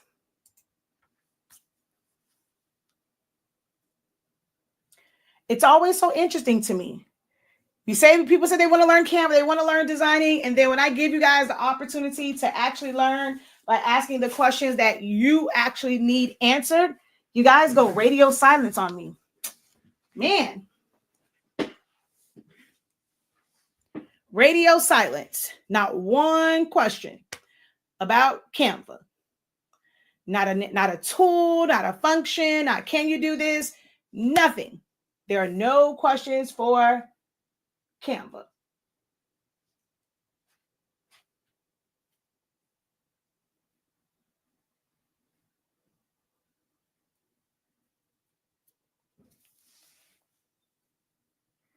All righty. Ow. My lips are chapped. All right, let me go drop off this stuff to my child. I need from beginning to end, so I'm just going to take the course. The course for what? For Canva? Or you mean just for the rolling, or for Silhouette Studio, or for Photoshop, or the full course on memorial designing, or the full course on party favors, or the full course on how to create your own SVGs, or the full course on how to edit photos and fade off edges, or the full course on how to switch up heads on designs, the full course on, yeah, so which full course are we talking about?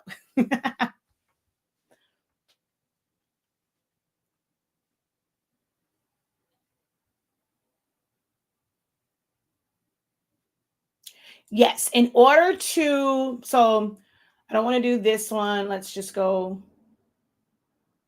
over here. So like, let's say I wanted, so it's the template, like the editable template, right? If I wanted to save this as a PNG, you could download it as just a PNG file and then be able to share that PNG file with someone and it's just a PNG. But if it is a design file where you have put things together, or you want, I'll just go back to this one. Like it's something where they'll be able to go in and change out the pictures. They'll be able to add a picture to, like, because this is meant kind of like, where is it? Like this one right here, right? So let's say I'm going to go elements and we're going to go cheerleader.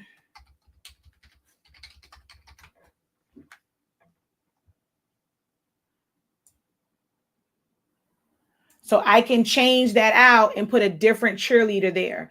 I'm going to bring this one in. I'm going to go to BG remover, remove the, I don't want to do that one because somebody's arms is to the back. So let's see. Okay. Let's get her. We're going to remove the background. Ooh, I also want to go to Magic Edit, and we're going to go to Magic Expand.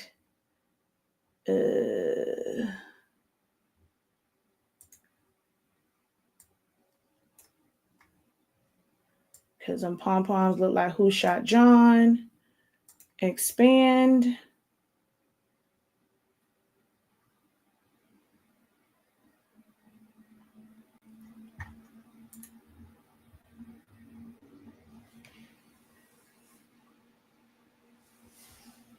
Ooh, it's taking forever.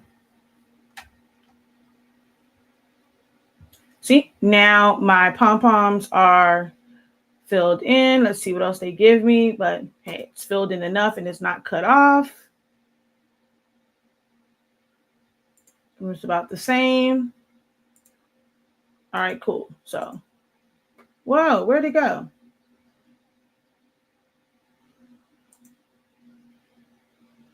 I actually should have expanded it before I removed the background, because now it might be a little bit harder.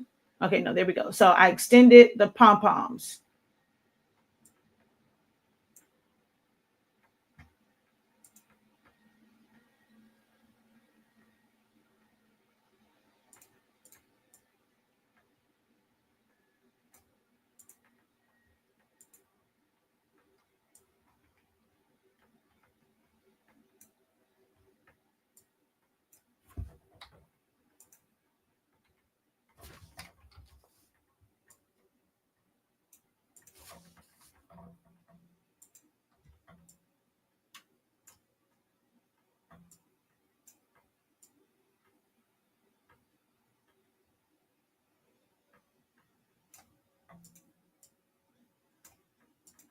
This is the part that kind of sucks with moving things around in Canva. This position part doesn't stay up. I think this one. Nope, that's not the one I need. It would be, is it this one? This one. Okay, that one. And then I'm going to move it over. This part I will say is a little bit easier on the mobile version because you'll get that little circle to help you move it. Okay, so I can come down here. I'm just going to have to shrink this a little bit. So then you would change all the colors and stuff like that. So if you want a file where they can just go do that, like you came up with the idea and the concept, the person that purchased it, they would not even know how to type out text, add an outline. They feel like they're not creative with layout and composition. They don't know what fonts to use. They like your selection of fonts. You would create this, I'm using air quotes, template with this is just an editable design file where you're going to be able to go in, move certain elements. You're going to be able to go in and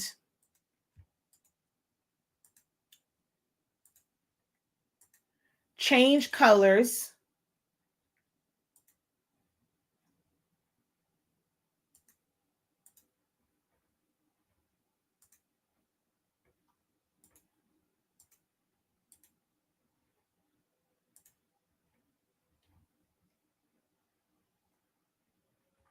Where the hell is that 2025? Oh, there it goes. All right, so you'll be able to do that. If you want to give somebody the ability to do this, then yes, you have to save it, or you have to go to the template link, download the link, the hyperlink address, and then you would need to put that in a PDF file, which you could create in Canva with the hyperlinks and save it as a standard PDF. And when they click on that, it's going to bring them to Canva and open up this file where they can now start to edit it. So that's the difference. Could you change her uniform color?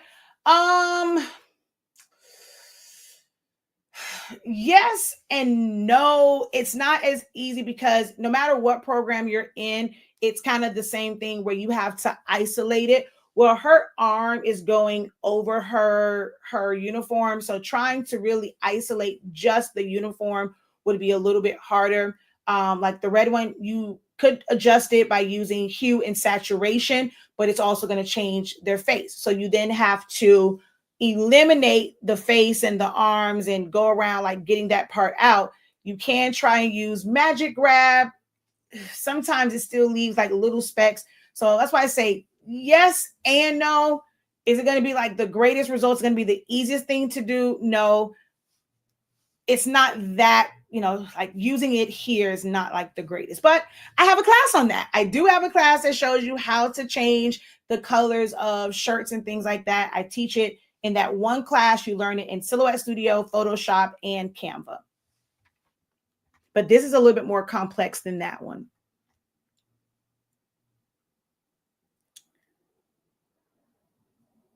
The Magic Edit and BG Remover requires Canva Pro. Yes, it does.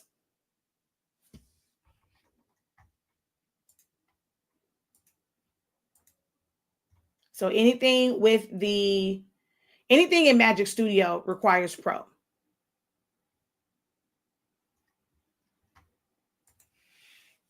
What format again did you say we can save an image to send to Silhouette Studio, please?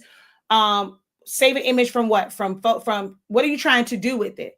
So Silhouette Studio, the free basic version of Silhouette Studio, you can open up JPEG files, PNG files, DXF files, Silhouette files, the high efficiency photo files, like from like the iPad, iPhones and stuff.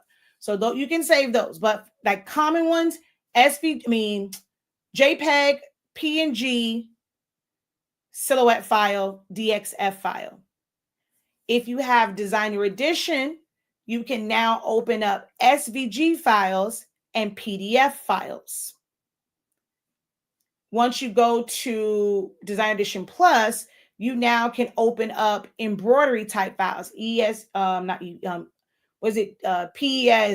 DT, what is it? DTS, DST files, things like that. When you go to Business Edition, You now can open up Illustrator files and it's like a bunch of different file types. So it just depends on the version of Silhouette Studio that you have.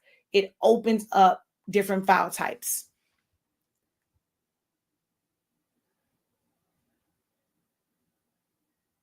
The name of that class is color changing. Hold on. I'll go over here. We're going to go to classes and playbacks.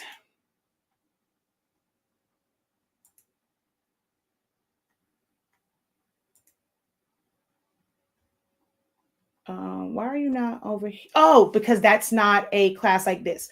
Okay. That is, I'm going to go over here. Color. Someone purchased that class. Did I take it off of the website? Let's see. Oh, that one isn't available for purchase anymore. Because that was one of our summer school.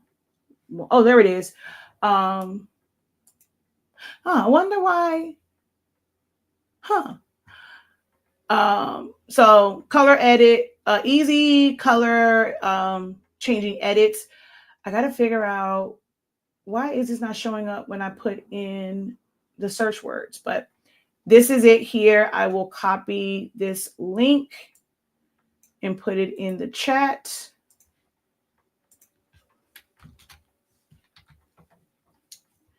And this is the one where this is the original. These are the edited versions. You can see it went from a shirt that wasn't completely white to a shirt that's white, and then it has like a little bit of color. Now, you would not be able to do this and put a pattern in it. You can't do that. Well, at least not from how I'm showing it in this particular class, but simple edits. And that's why I said easy color changing edits. I show it from 3 different programs on how to do that.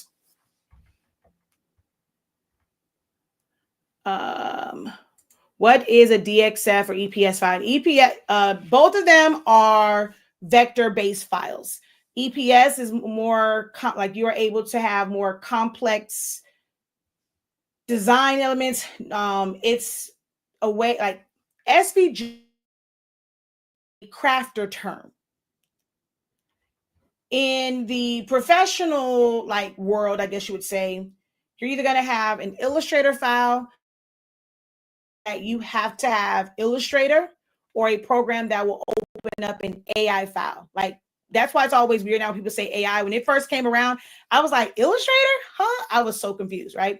But because we call AI Illustrator AI, Adobe Illustrator. So there's a file type that's called .ai. You know how you have .png, .jpeg, .pdf,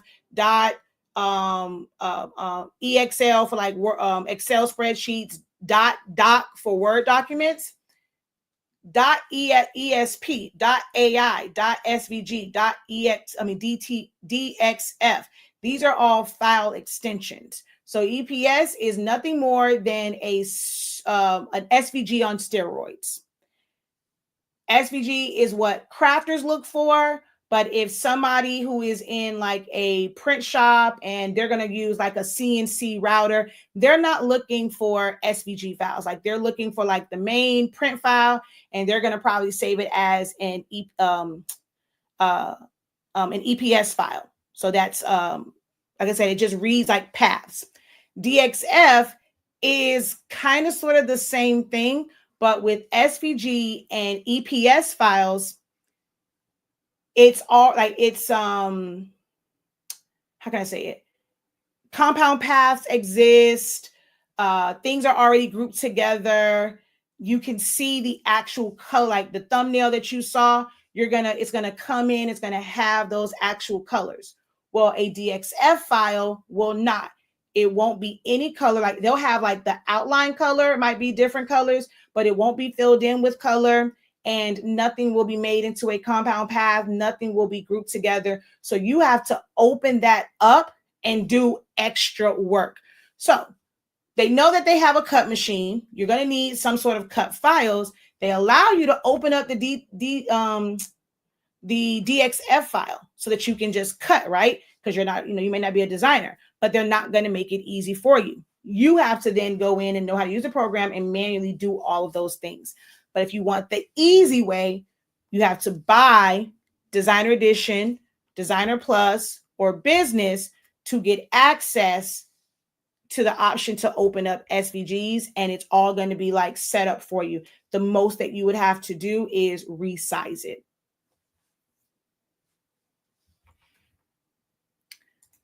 In order to get good quality downloads, you would need Pro also? No, not really. What format is better? There's no such thing as what format is better. What are you trying to do with it?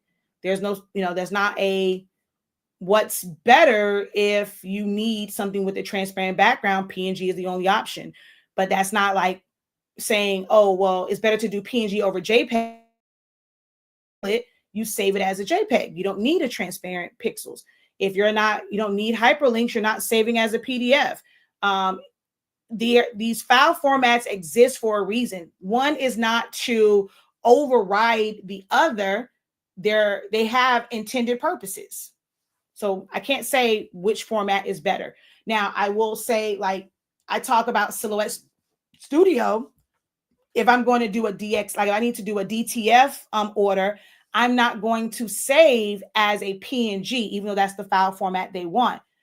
You get better results for printing purposes, not for digital purposes. If you know that you're going to be used, or the file is going to be used for printing purposes with, let's say, white outlines, you don't want to use PNG. But if it's going to be digital, or it's just going to be printed on like something like a white background, it's going to be a sticker or whatever, you can save it as a PNG file. But for saving for like DTF files, UV-DTF, if I want to do a print and cut on my roll-in, I'm taking it out into a different program, I save it as a PDF. And then I utilize Photoshop, Affinity, Photopea to open up that PDF and save that as a PNG. There is a glitch in Silhouette Studio's program for saving as a PNG, and it adds this extra line of colored pixels, and it's just aggravating. I see these files in Creative Fabrica and can't open them. Because DXF files, you should be able to, well, which cut program, which cut machine are you using, or which programs are you trying to open them up in? That's the better question. What program, what software are you trying to open up the files in?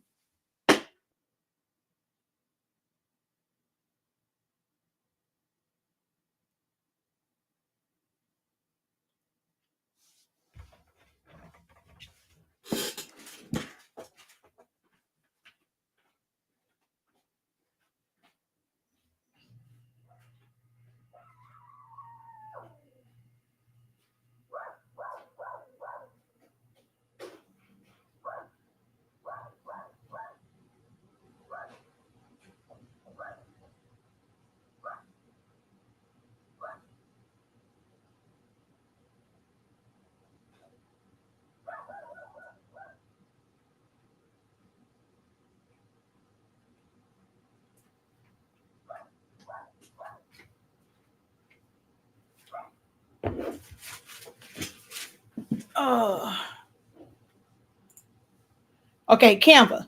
Canva cannot open those files. They're not meant for Canva.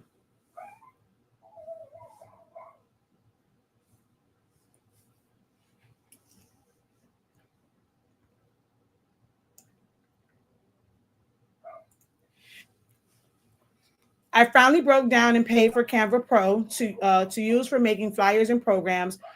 Could you go over some of the benefits, or is that class privilege only? It's supposedly easier in Canva. So this supposedly easier in Canva. Where'd you hear that at?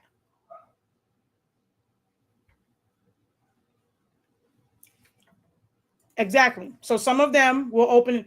Illustrator is a vector-based program.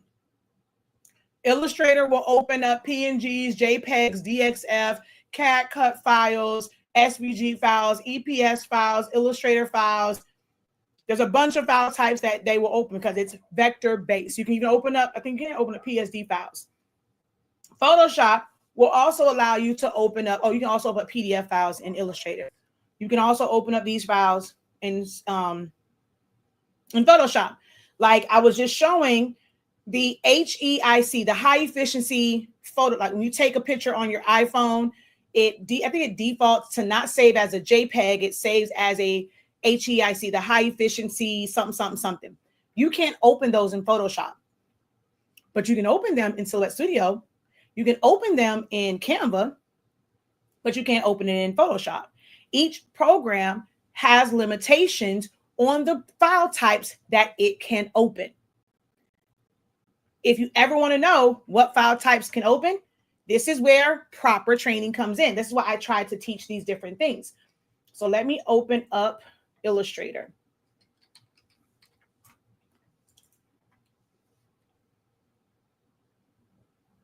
Okay, I'm going to go over here to Photoshop. I'm going to go File, Open.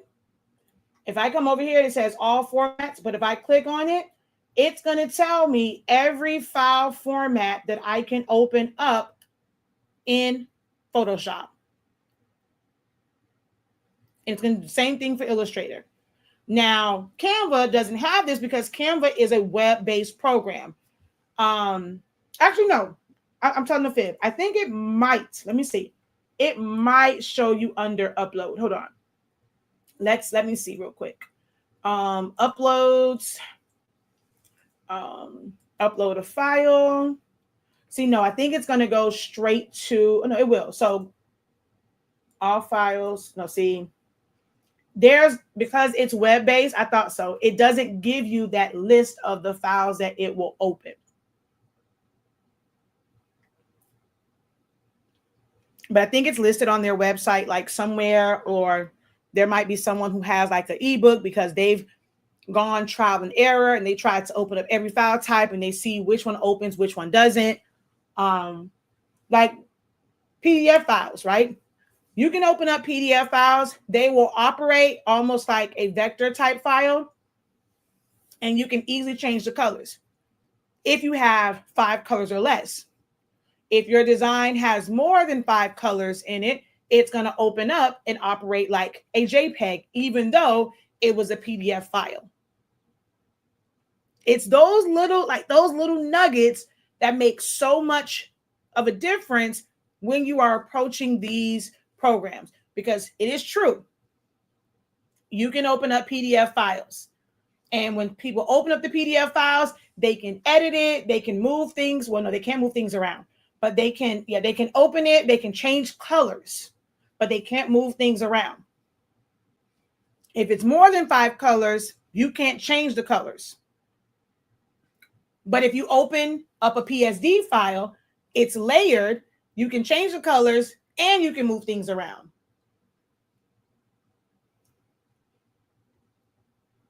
So if I go to Illustrator, open, you go here, it shows you all of the file formats that you can open up here.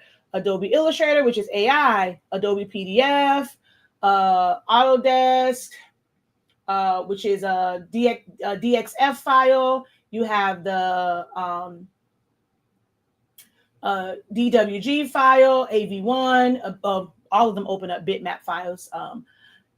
Computer graphics meta file, which is a CGM, a CDR, an EPS, an EMF, a GIF file, the high efficiency images. So it's the HEIC. So I could open them up. Oh, I didn't realize that. I can open them up in Illustrator and save it as a JPEG and then take it into Photoshop. So this one, Illustrator will open up the high efficiency. Photoshop, well, you need a plugin in order for it to open up in Photoshop. You can open up EPS files, JPEGs, old school JPEGs, Microsoft RTF files, Word documents. So it tells you can open up Photoshop files. You can open up Pixar, which is like the animation type files, PNGs, SVGs, text files, TIFF files. So these are all like every program will tell you, like actual programs. Canva is not a program, it's not a software, like it's web based. So you're not going to really see when you go open all the file types that you can actually open in Canva.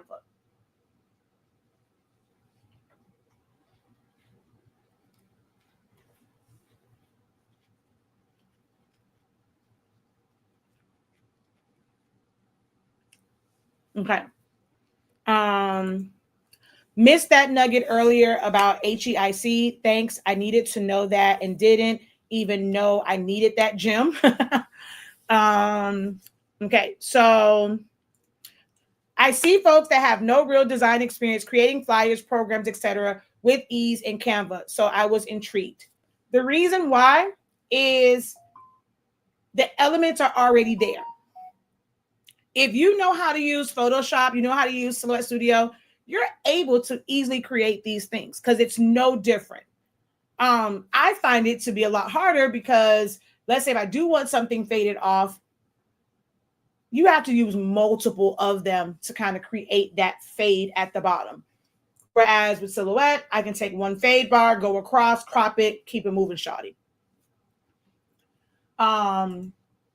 But because everything is available kind of sort of like at your fingertips, going into elements, and you don't have to go to Creative Fabrica and find, okay, case in point, I'm gonna show you this, right?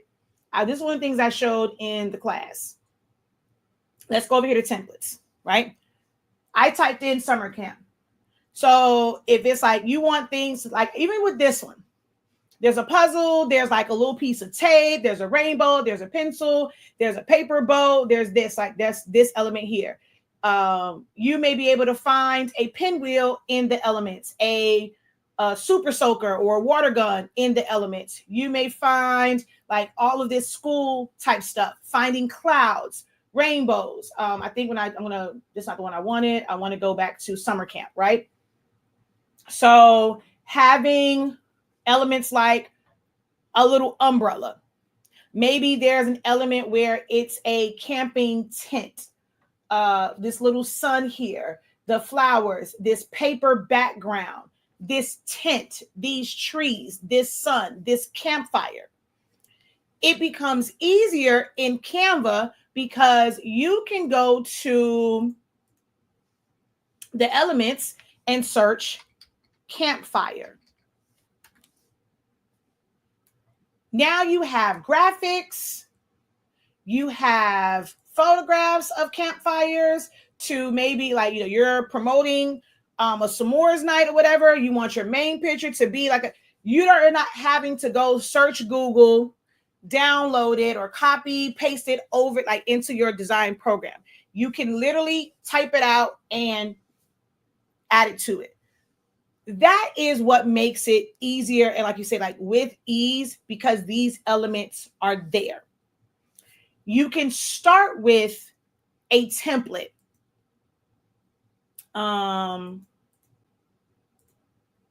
That already has things laid out for you. And all you have to do is switch them out, change the colors, change your text. So from that standpoint, yes, it can be a little bit easier. But if I wanted to create, let's say, even this one, I could literally go in, which I've done before, and recreate this in Silhouette Studio. Create my own version of this where I don't have to worry about, oh, this was their element. Like I can create that blob. I can create my own outline. The only difference would be like some of the text things in Silhouette Studio. There's not all of this extra stuff for text. When you click on effects, with the click of the button, it still stays in text mode. You can be solid, shadow, lift, hollow, splice, outline, echo, glitch, neon, or give it a colored background. Well, in order to do those things in Silhouette Studio, you have to either add an outline or do an offset. You have to duplicate, like let's say if this was this splice, well, that's an ugly one. I'll come back over here.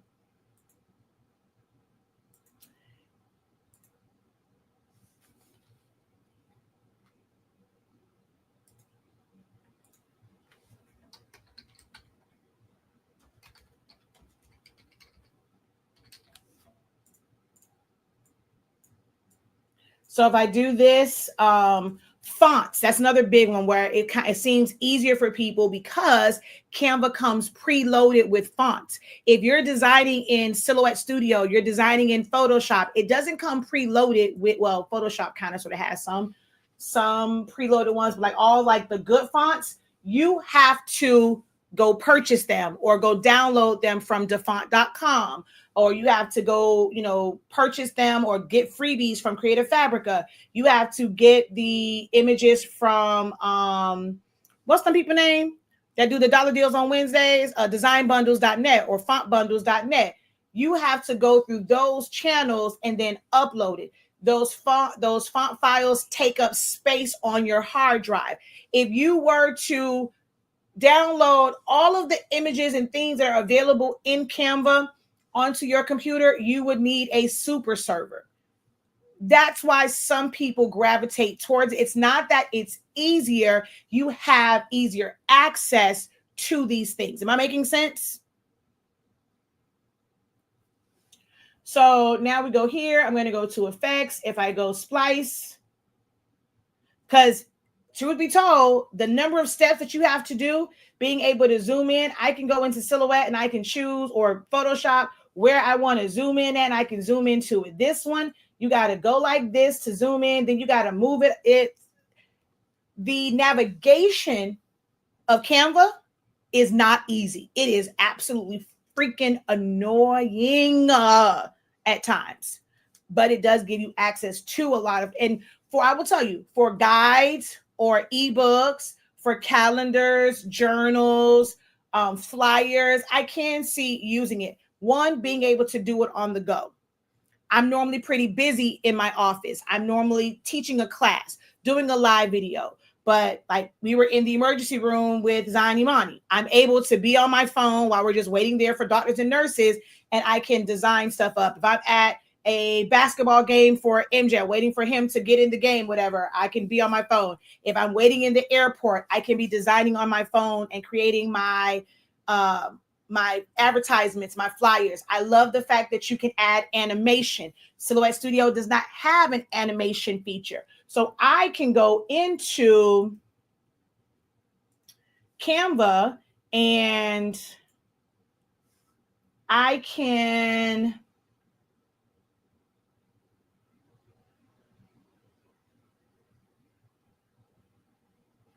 So I'll do this. I can create an e-guide that has hyperlinks, and it will jump to the different pages when somebody clicks on it. So I can use it for things like that. I can use it for my, that's what I was looking for, right?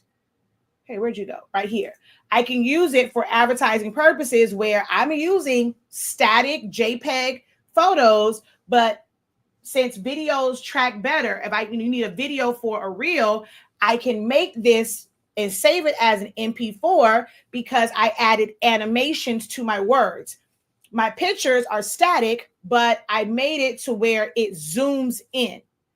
That becomes a benefit of Canva over other platforms. So I'll do some of the things like in other programs and then bring it over so that I can add animations to it. Make sense? Am I making sense with that one?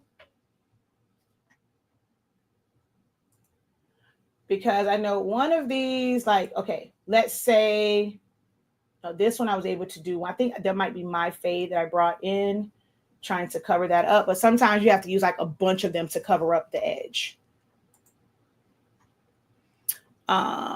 But that's why people kind of say it's easier, is you just have all those elements at your fingertips.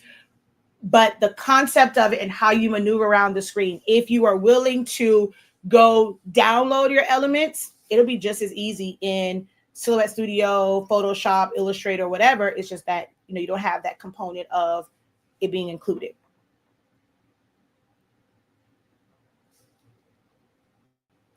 So we should learn almost all the programs.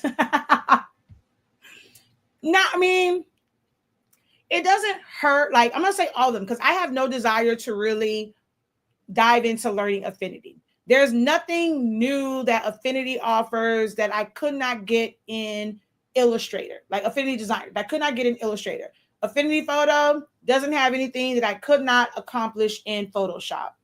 There are certain types of programs you should invest in learning in. Corel Draw. There's nothing more that Corel Draw is going to do that I cannot do in Illustrator. So it makes no sense for me to have, or for a person to have, Illustrator and Corel Draw. Except for like me, wanting to have the Rhinestone Wizard. The Rhinestone Wizard does not work with Illustrator. It works with Corel Draw. Back in the day, I used Corel Draw, so I got it just for the hell of it, but I did in my subscription with Corel Draw because I really didn't need it. So I can have, you don't need one or the other. So having a professional, like, vector-based program, then you have a raster program, which is what Photoshop is. Silhouette Studio is more of a beginner type one, and there are things that Silhouette Studio can do that you cannot do with Illustrator. It makes it like a little bit easier. So it's good to kind of, and it's free. Canva, having a lot of elements at your fingertips, but you are still limited in what you can't create anything. You cannot create anything in Canva. You can only modify in Canva, plug and play in Canva, create illusions in Canva, but you cannot create anything from scratch in like individual elements, where I can go into Silhouette and I can draw out a shape, a customized shape. You cannot do that in Canva. Where I can go in Photoshop and create a brush stroke, you cannot do that in Canva. Canva is plug and play. And then if you want to, like, let's say you're somebody and you're trying to figure out your options on the go. Canva is great. It has all these elements, but somebody with an iPad and an Apple Pencil may want to invest in learning Procreate. It's kind of a version of Photoshop, but on the go, being able to draw. You can't draw in Canva. I technically can't really draw because I can't use the Wacom tab. It won't pick up for that in Silhouette. It's like I kind of have to use my mouse and stuff like that. So it just depends on what your ultimate goals are and what programs you decide to, evolve to and add to your arsenal. But starting off as a beginner, no, you do not need to learn every single program.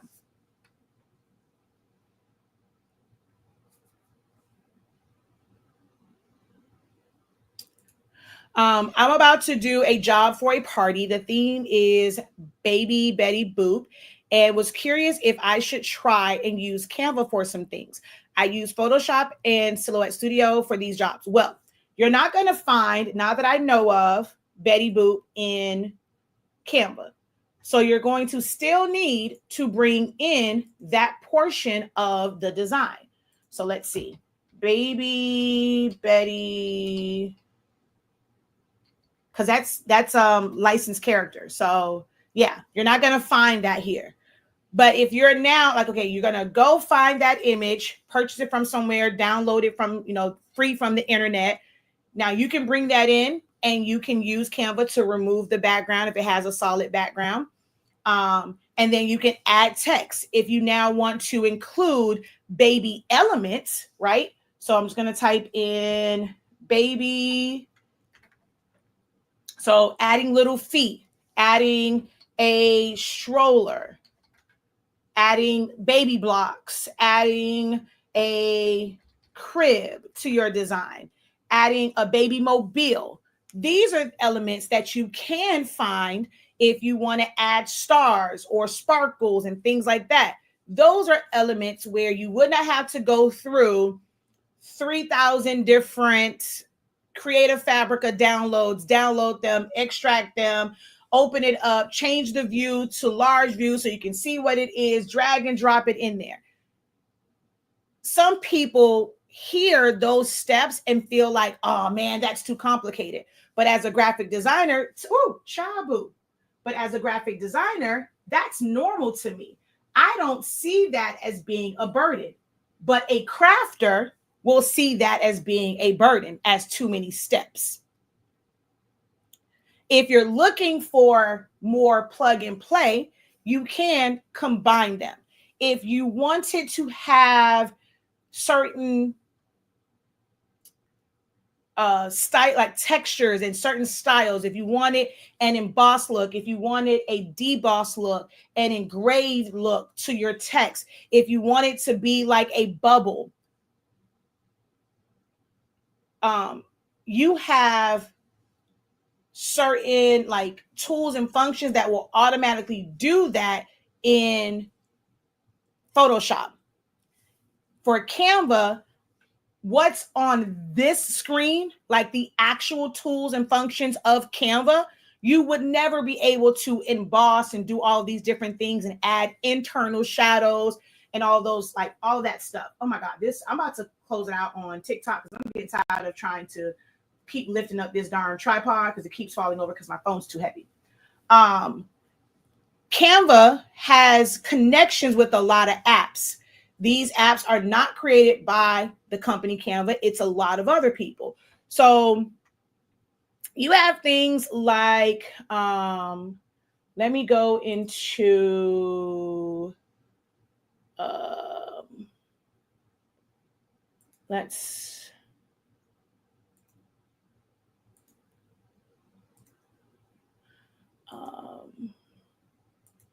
oh no, I can't do it with that one. What is it called? It's called, is it Morph? Let me see. Magic Morph.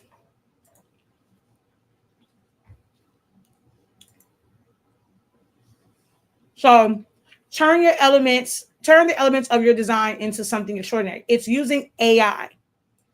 You didn't have to learn AI prompts, and you will tell it to, so like, let's say for this one,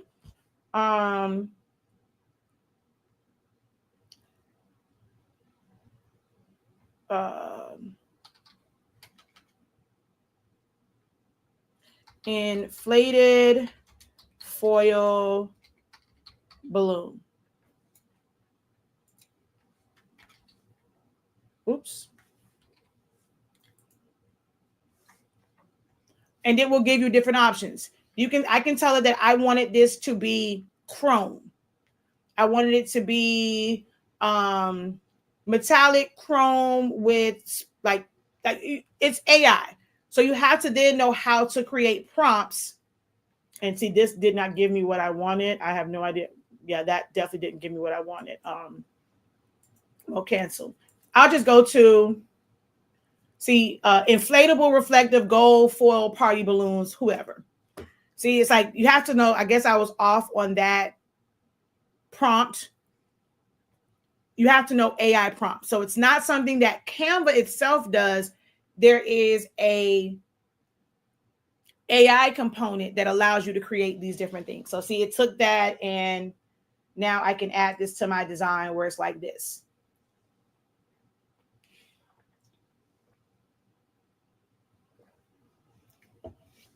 Because it's so AI driven, that's why people gravitate towards it.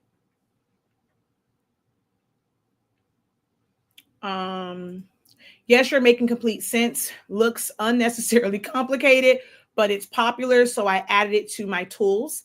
Advertising is what I plan on using Canva for mostly. Yeah, for me, that's kind of my thing. That and me creating e-guides and stuff like that with hyperlinks. Do I have ebooks? I got a whole bunch of them that's partly finished, like that it's not quite finished. I suffer from detail syndrome. I always feel like they are enough. I like visual aids. I like classes. I like for people to ask questions. I'm pretty sure some people will look at these guides and like, oh my God, this is amazing. But for some reason, in my mind, they are not enough because it's like it's barely scratching the surface. And then it takes a lot of work. And I know for some people, they like to sell ebooks for $5 or, like it's a lot of times there's some really, really low cost things. And I'm like, I don't think people realize I'm not just throwing in like random pictures and stuff here. So I have to go like, especially if it's like a step-by-step guide, I have to do the steps, take a screenshot, bring it in, resize it. And it's a lot. Like I have a couple of them that I've worked on, but I just haven't like put them out because I just feel like it's hard to really get across.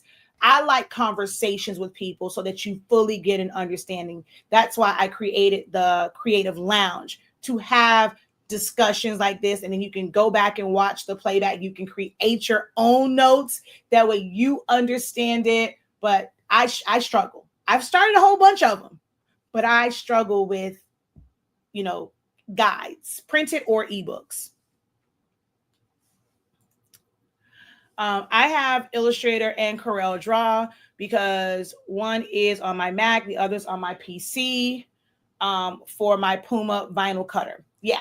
So does that one allow you to cut directly from Illustrator and Corel Draw, or just to create your designs and have cut lines? But does the Puma one have its own rip software or cut software?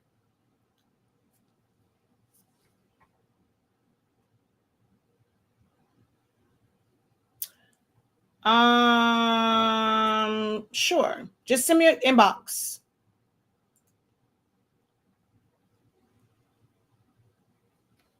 All right. So yeah, I'm going to end this one over here. Viewership has gone down. Thank you guys so very much for watching.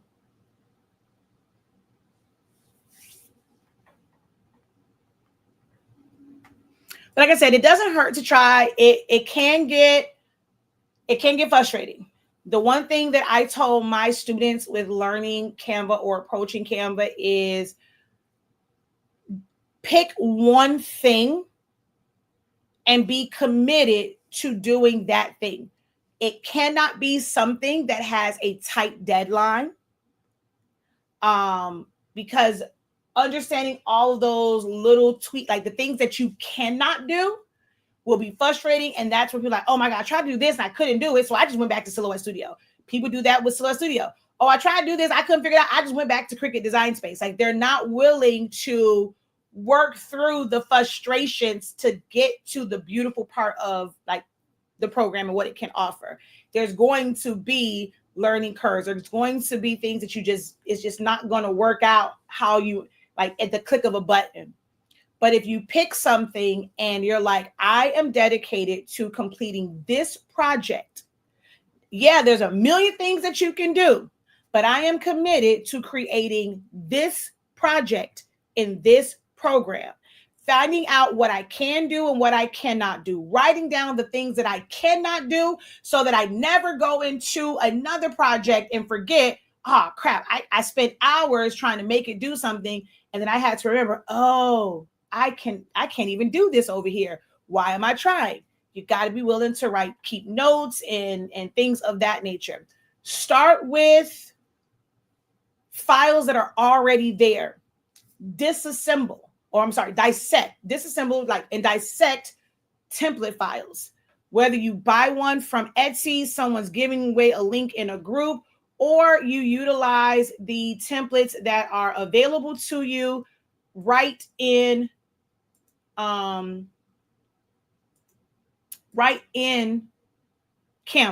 So if you go to templates, you type up something, real estate, whoever, whatever, camps, you have these things that are set up already.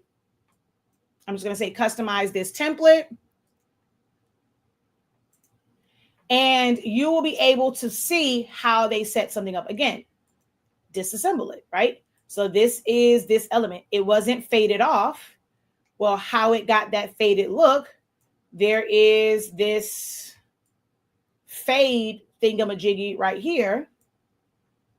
So that was like this purple thing, and they were able to put that there and kind of cut it off to give it this faded look. So now you will understand when you do yours, okay, I have to find a fade bar to kind of cover it up. How does it work with frames? In Photoshop, it's clipping mask. In Silhouette Studio, you just crop it.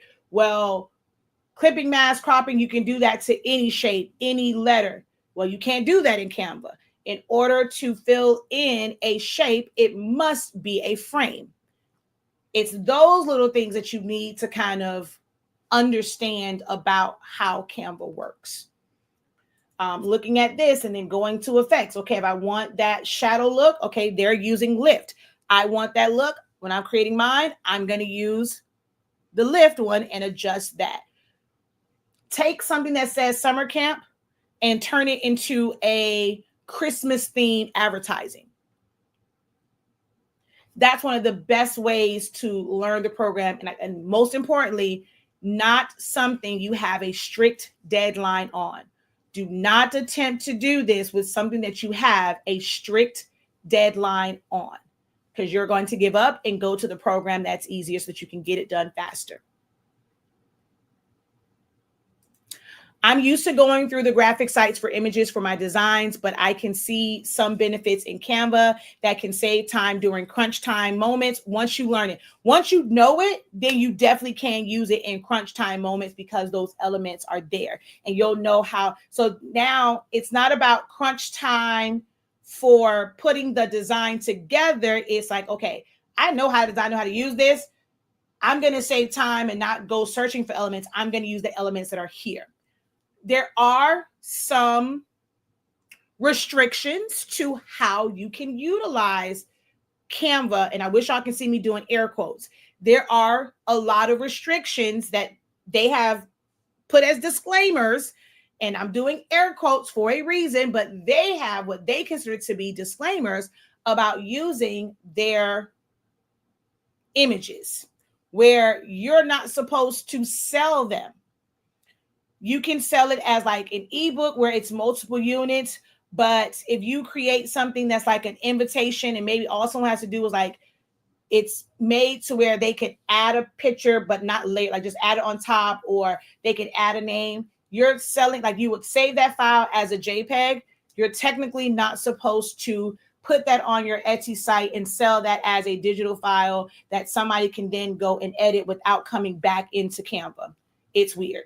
There's a lot of quote unquote terms and conditions where it's like, ain't nobody got time for this, you know, to protect me and my business. I don't need nobody doing no funny business. Like I just don't have time for you, Canva. For some of these elements that are not yours, you allow people to submit elements that are available. So you're going to come at me saying that, oh, well, this element is in Canva. No, baby, this element is also on VectEase. It's also on Vector Stock. It's on this program. Their terms and conditions is kind of annoying sometimes. So that's why I kind of stick to, I'm just going to use it for advertising purposes, certain business ones, creating guides. I use it. And, you know, my mom would ask me like, why don't I teach? Because I do use Canva. Why don't you teach it? I don't know too many, like they're trying to focus on making shirts and making tumblers. I mean, I make them, but that's not my main thing right now. Like one of the main things that I'm working on is like learning aids. Eventually I'll have it where it can benefit other kids. But right now I'm concerned about my own kid. I'm not using it for something that I'm going to make money off of. But I know that there is a component that's going to make it easier for me to teach my son his high frequency, i.e. sight words and numbers and letters and things of that nature. So I used it to create a video, 2-minute videos of his sight words. So I can put this on his iPad and it actually has audio to it where I'm saying the words. Again, help, new, there is meant for them to repeat, use, could, live or live, or live. I think in mine, I put it as live. And then it's again, A, G, A, I, N. So I say it is meant for him to repeat it. Again, fades away, help, H, E, L, P, help. So I use Canva to create this where I don't have to sit there every single time and go through words with Zadie Mani. Boy, if you don't play that video, it's still my voice. Have at it. It's 2-minute videos. We do them in 2-minute bursts. Like I can't sit there. Sometimes I'm busy, but I don't want to neglect his learning. So I use Canva to create this learning aid for him. The background is from Canva. All of the animations is done through Canva. Now that image, I created that and kind of vectorized that in Silhouette Studio. So how I use Canva, I got to find the audience that wants to learn how to do things like this. Because I'm not like Tay. Like she refuses to teach, but Tay is someone that's good with creating designs like this in Canva. I ain't got time for it. To me, this is pointless. Like I'm gonna go, yeah, I personally don't have time for it. I wouldn't create designs like this in Canva. But now a good flyer, a good video, a good ebook. I also use it for my digital downloads. Like I have one where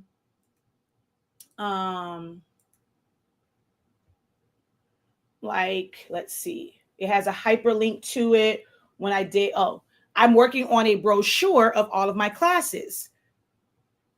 So I've, even though I have this set up already in Photoshop, I was like, okay, Shakia, when I told y'all, forcing yourself, it is frustrating. Like it is very, very frustrating for me in setting this up in Canva, but I am working on my brochure and taking screenshots and putting them in places. I so badly want to just go to use my Photoshop template, but I'm committed to creating our brochure of classes through Canva. So I'm working on this. And as you can see, this started off as a template that was for houses for sale, but I'm using it in a different manner. But where is, like when I did my templates for the vending machines or display boxes. Oh no, this was the pre-order for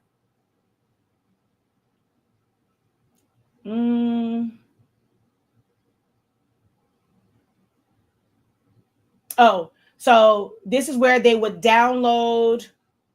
No, this was what was sent to them. Like this was pre-order. Your file will come. You'll get a new email with the updated one. So that will say this is not a downloadable file or whatever. And then this right here, they decided they wanted to upgrade to the vault. They could click here. It takes them right to the link for the vault to purchase our template vault.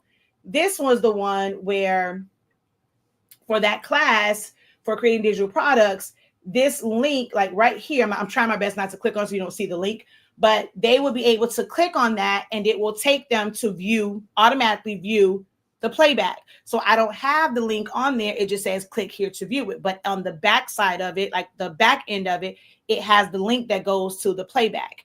Here is the one for, I think this was advertising for it. So I was able to do it kind of like all in one.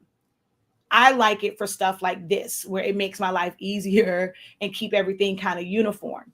So if there's an audience of people who want to use it for business purposes, I'm your girl, but I'm not teaching. I just can't get down with the tumbler designs and t-shirt designs or yard sign designs. I just can't. I just can't. Me and Canva are finally becoming friends. I haven't used my Puma in years, but CorelDRAW was necessary to use it with their cutting program. Can't remember what it's called. Illustrator is included in the creative suites. Yeah, so you have the creative, so you just kind of like by default. And people don't realize there's so many things for like Adobe, like Lightroom and Muse and all of those. And they have it. They just kind of go to Illustrator and Photoshop, InDesign. So I'm forcing myself to use Canva because I will say for certain things, it is a little bit easier, but for really, really good ones and like certain formatting, I use InDesign, which is an Adobe product. So Canva is like the beginner grade version of it, but for more complex ones and people who are professionals, and they're using InDesign, which you have access to in the your creative suite. Can't use my Mac with the Puma, so that's why I moved to Silhouette and been using it ever since. Still using the original Cameo and original Portrait for all of my jobs. Yeah, I love my originals. And that was a thing too. Some of these higher end cutters, people like Macs, but you need a PC, or you have to get the, what's it called, Parallel or something like that or whatever, to switch it over and then like run those. And some people don't like that, so they get like a cheap Windows PC one to control their cutters and certain printers. I want to learn how to do that. What time, my dear? You have a lot that you are focusing on, unless you are going. See, for me, my business is not primarily creating crafts. I think you're still, or last time we talked, you were still in the mindset of making crafts and doing things, like making shirts and different things. Once you kind of make the decision to focus on like digital products, it's really hard to divide your time between still creating and finishing off those crafty things that are a lot of hands-on stuff and then doing digital. My business model has completely changed to where we focus more so on the teaching side of things and creating resources. If I'm being totally honest, I'm also probably kind of sort of moving away from teaching you guys. I think that there are times where I feel like my skills will be better served in creating learning aids that's going to help kids, like school age kids, and learn, and I can sell to regular consumers. Selling to B2B, well, it's not really B2B. It's like selling to crafters and creators and trying to convince you guys to join a class, this, that, and the third. Like, my digital products will never be what you guys want. When I sell a digital product where I'm going to go and create this learning aid and I'm going to give you access to sell my learning aid, absolutely not. I don't get down with PLR like that, where I did all of that work. But my business is pivoting and shifting. So I won't be trying to balance doing shirts full time. Yeah, I have all this equipment. It's like, for me, it's like projects here and there that's going to feed my creative side. But I don't advertise and market for anything that I create. It's a lot of old clients and a lot of referrals. I don't market it at all. I got an order right now that I technically should be working on, but it's like, dang it, that's not what I want to do. Like, I don't want to work on that. Even when it comes to designing, I want to continue to make my learning aids. So you'll get to a point. Yeah, you may want to learn it, but if you're still focusing on something like other parts, it's going to take, just be patient with yourself, be patient with the process to create guys like that. Because if you're trying to make, like for me at this point, I'm not making it to sell.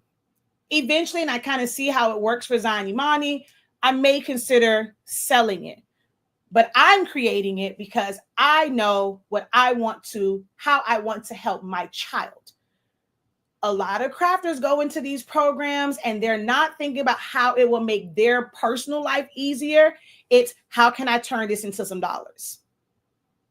So just be mindful of that. Like, what is your purpose in learning something new, like a new technique? Okay, so I want to learn how to make the learning videos for my granddaughter. Perfect, right? So it's not necessarily to sell it. It gives you a little bit more, like it's a little bit more relaxed. Like you don't feel pressure to do it.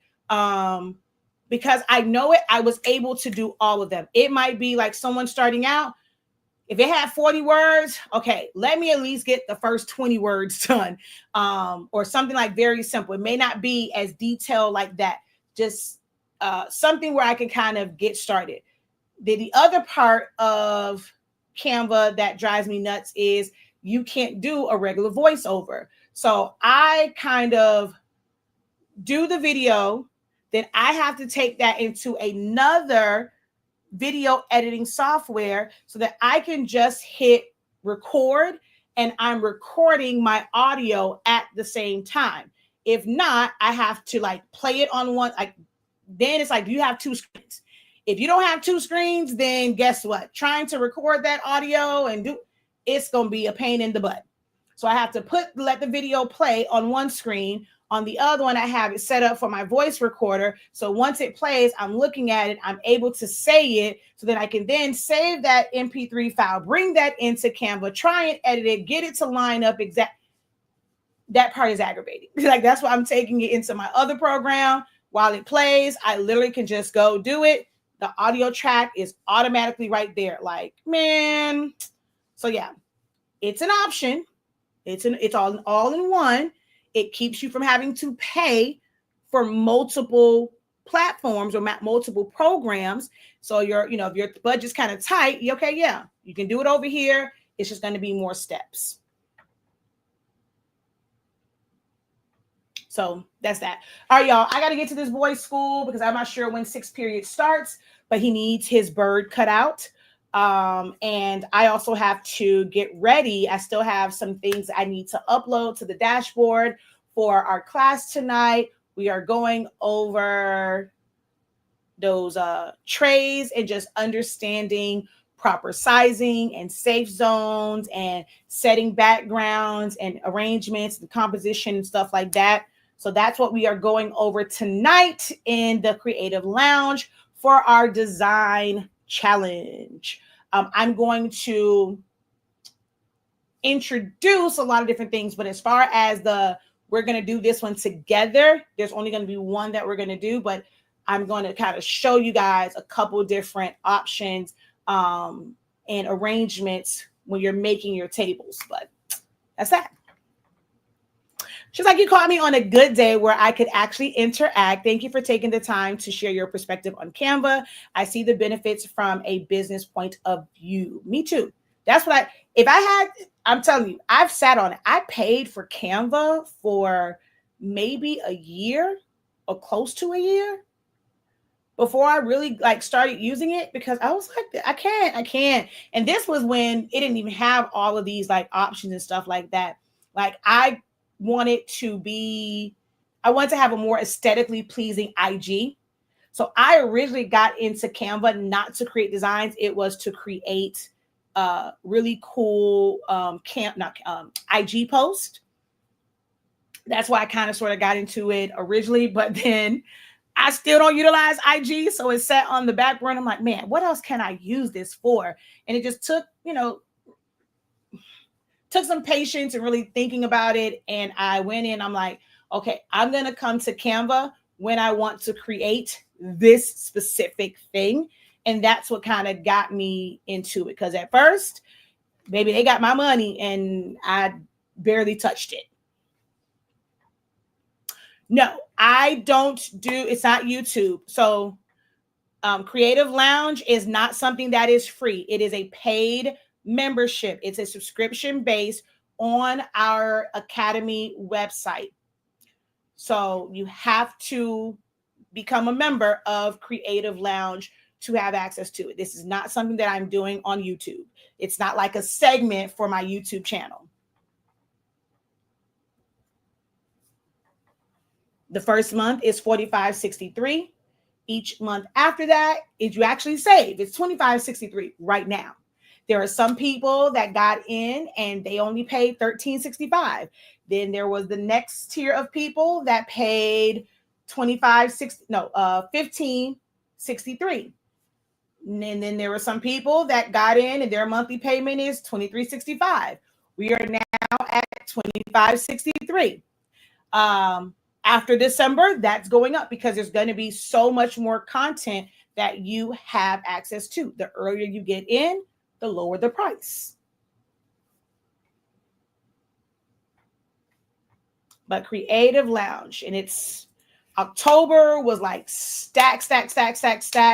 November, not as stacked, but I had a lot going on in November, but still a lot of great information in Creative Lounge. So the first month is $45.63. That'll be when you first sign up. Your first payment will be $45.63. You are going to get access to all of the playbacks from October, all of the playback so far from November. You're going to get access to the live classes for November. And each month after that, you will pay $25.63 to maintain access to all of that information. But when you sign up today, it's $45.63. But you also have options where, I have someone where they are not able to do it as like a reoccurring subscription, right? So what we did end up adding is for those who want to use, like you can use, I think someone asked me, can you use Sezzle? So you cannot use Sezzle. You can't use rewards points. You can't use that, but you can use like Klarna, Afterpay, Cash App, PayPal, things of that nature. So there's a couple different payment options. So I'll go through them. $45.63 for the first month, and then $25.63 every month thereafter. If you pay for it I realized that wasn't changed. But if you pay for it month to month, right now it says $36.50, right? So you would pay for it for 1 month. No, I think that is right. 1 month, you'll pay $36.50. You can go in, pay a little bit less than the $45, see if you kind of like the vibe in there. If you do, you can always choose to change to a reoccurring, or you can pay month by month and use PayPal to pay for it. But you have to manually do that every single month. Once you lose access, go back in and use PayPal. So you're going to save a little bit because you're not committing to, kind of sticking around every single month. So that's month to month. Your subscription will end. You will lose access at the end of your 31 day period. You can pay for it for a whole year up front. $265.63. Give you access for an entire year. You can pay for it quarterly. So you're going to pay upfront for 3 months, $83.65. After the 3 months, whatever you sign up after your 3 months, it will end. So in that time, let's say you decided to do the quarterly in December. You still get to watch the playbacks from October, November, and part of like December. You will have access to attend the live class in December, January, February, but you still have access to view all of the older stuff, right? But after February, you lose access and you have to re-up.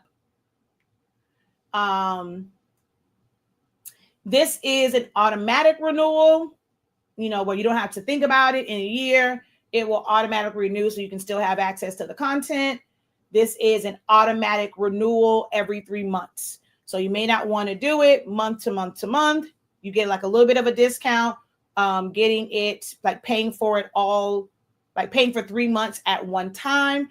So you would do that one, and it'll just auto renew every 3 months. So those are the different payment options for the Creative Lounge.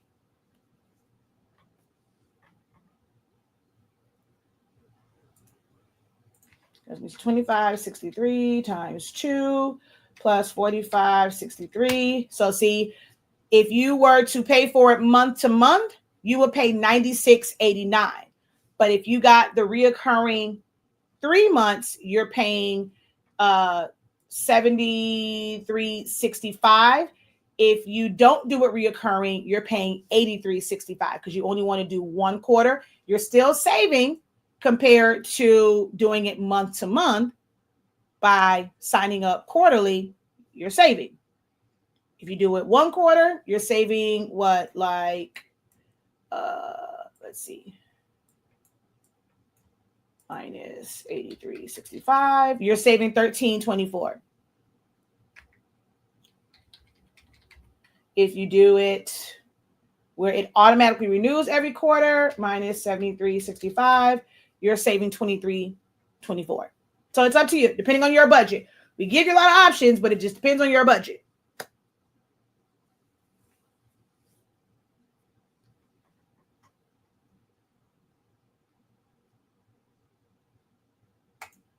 Any other questions about Creative Lounge? Friday, we're doing more Canva training and like really working on a design and adding some elements Just going to kind of see how that goes. And then my goal is to launch for 2025 a 6-week or 8-week Canva training that's going to teach about transitions and animations, like how I use it. So we're soft launching, just kind of getting a feel for, folks, like test the temperature in the room on, what people really want to learn with Canva before I just kind of jump headfirst into adding yet something else to teach. All right, y'all, until next. Oh, it's been 3 hours. Oh my gosh. Just 2 hours and 55 minutes. That is crazy. Wow.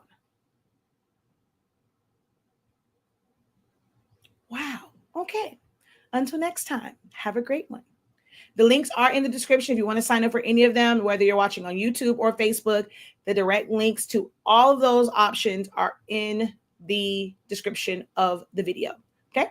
Until next time, have a great one. Continue to unlock your creativity. Be incredible. Oh, I missed this one. She said, I've completed my 100 favorite boxes, so I have free time to chat. Now on to my Betty Boop job. Catch you on the next live. All right. Later, guys. Peace.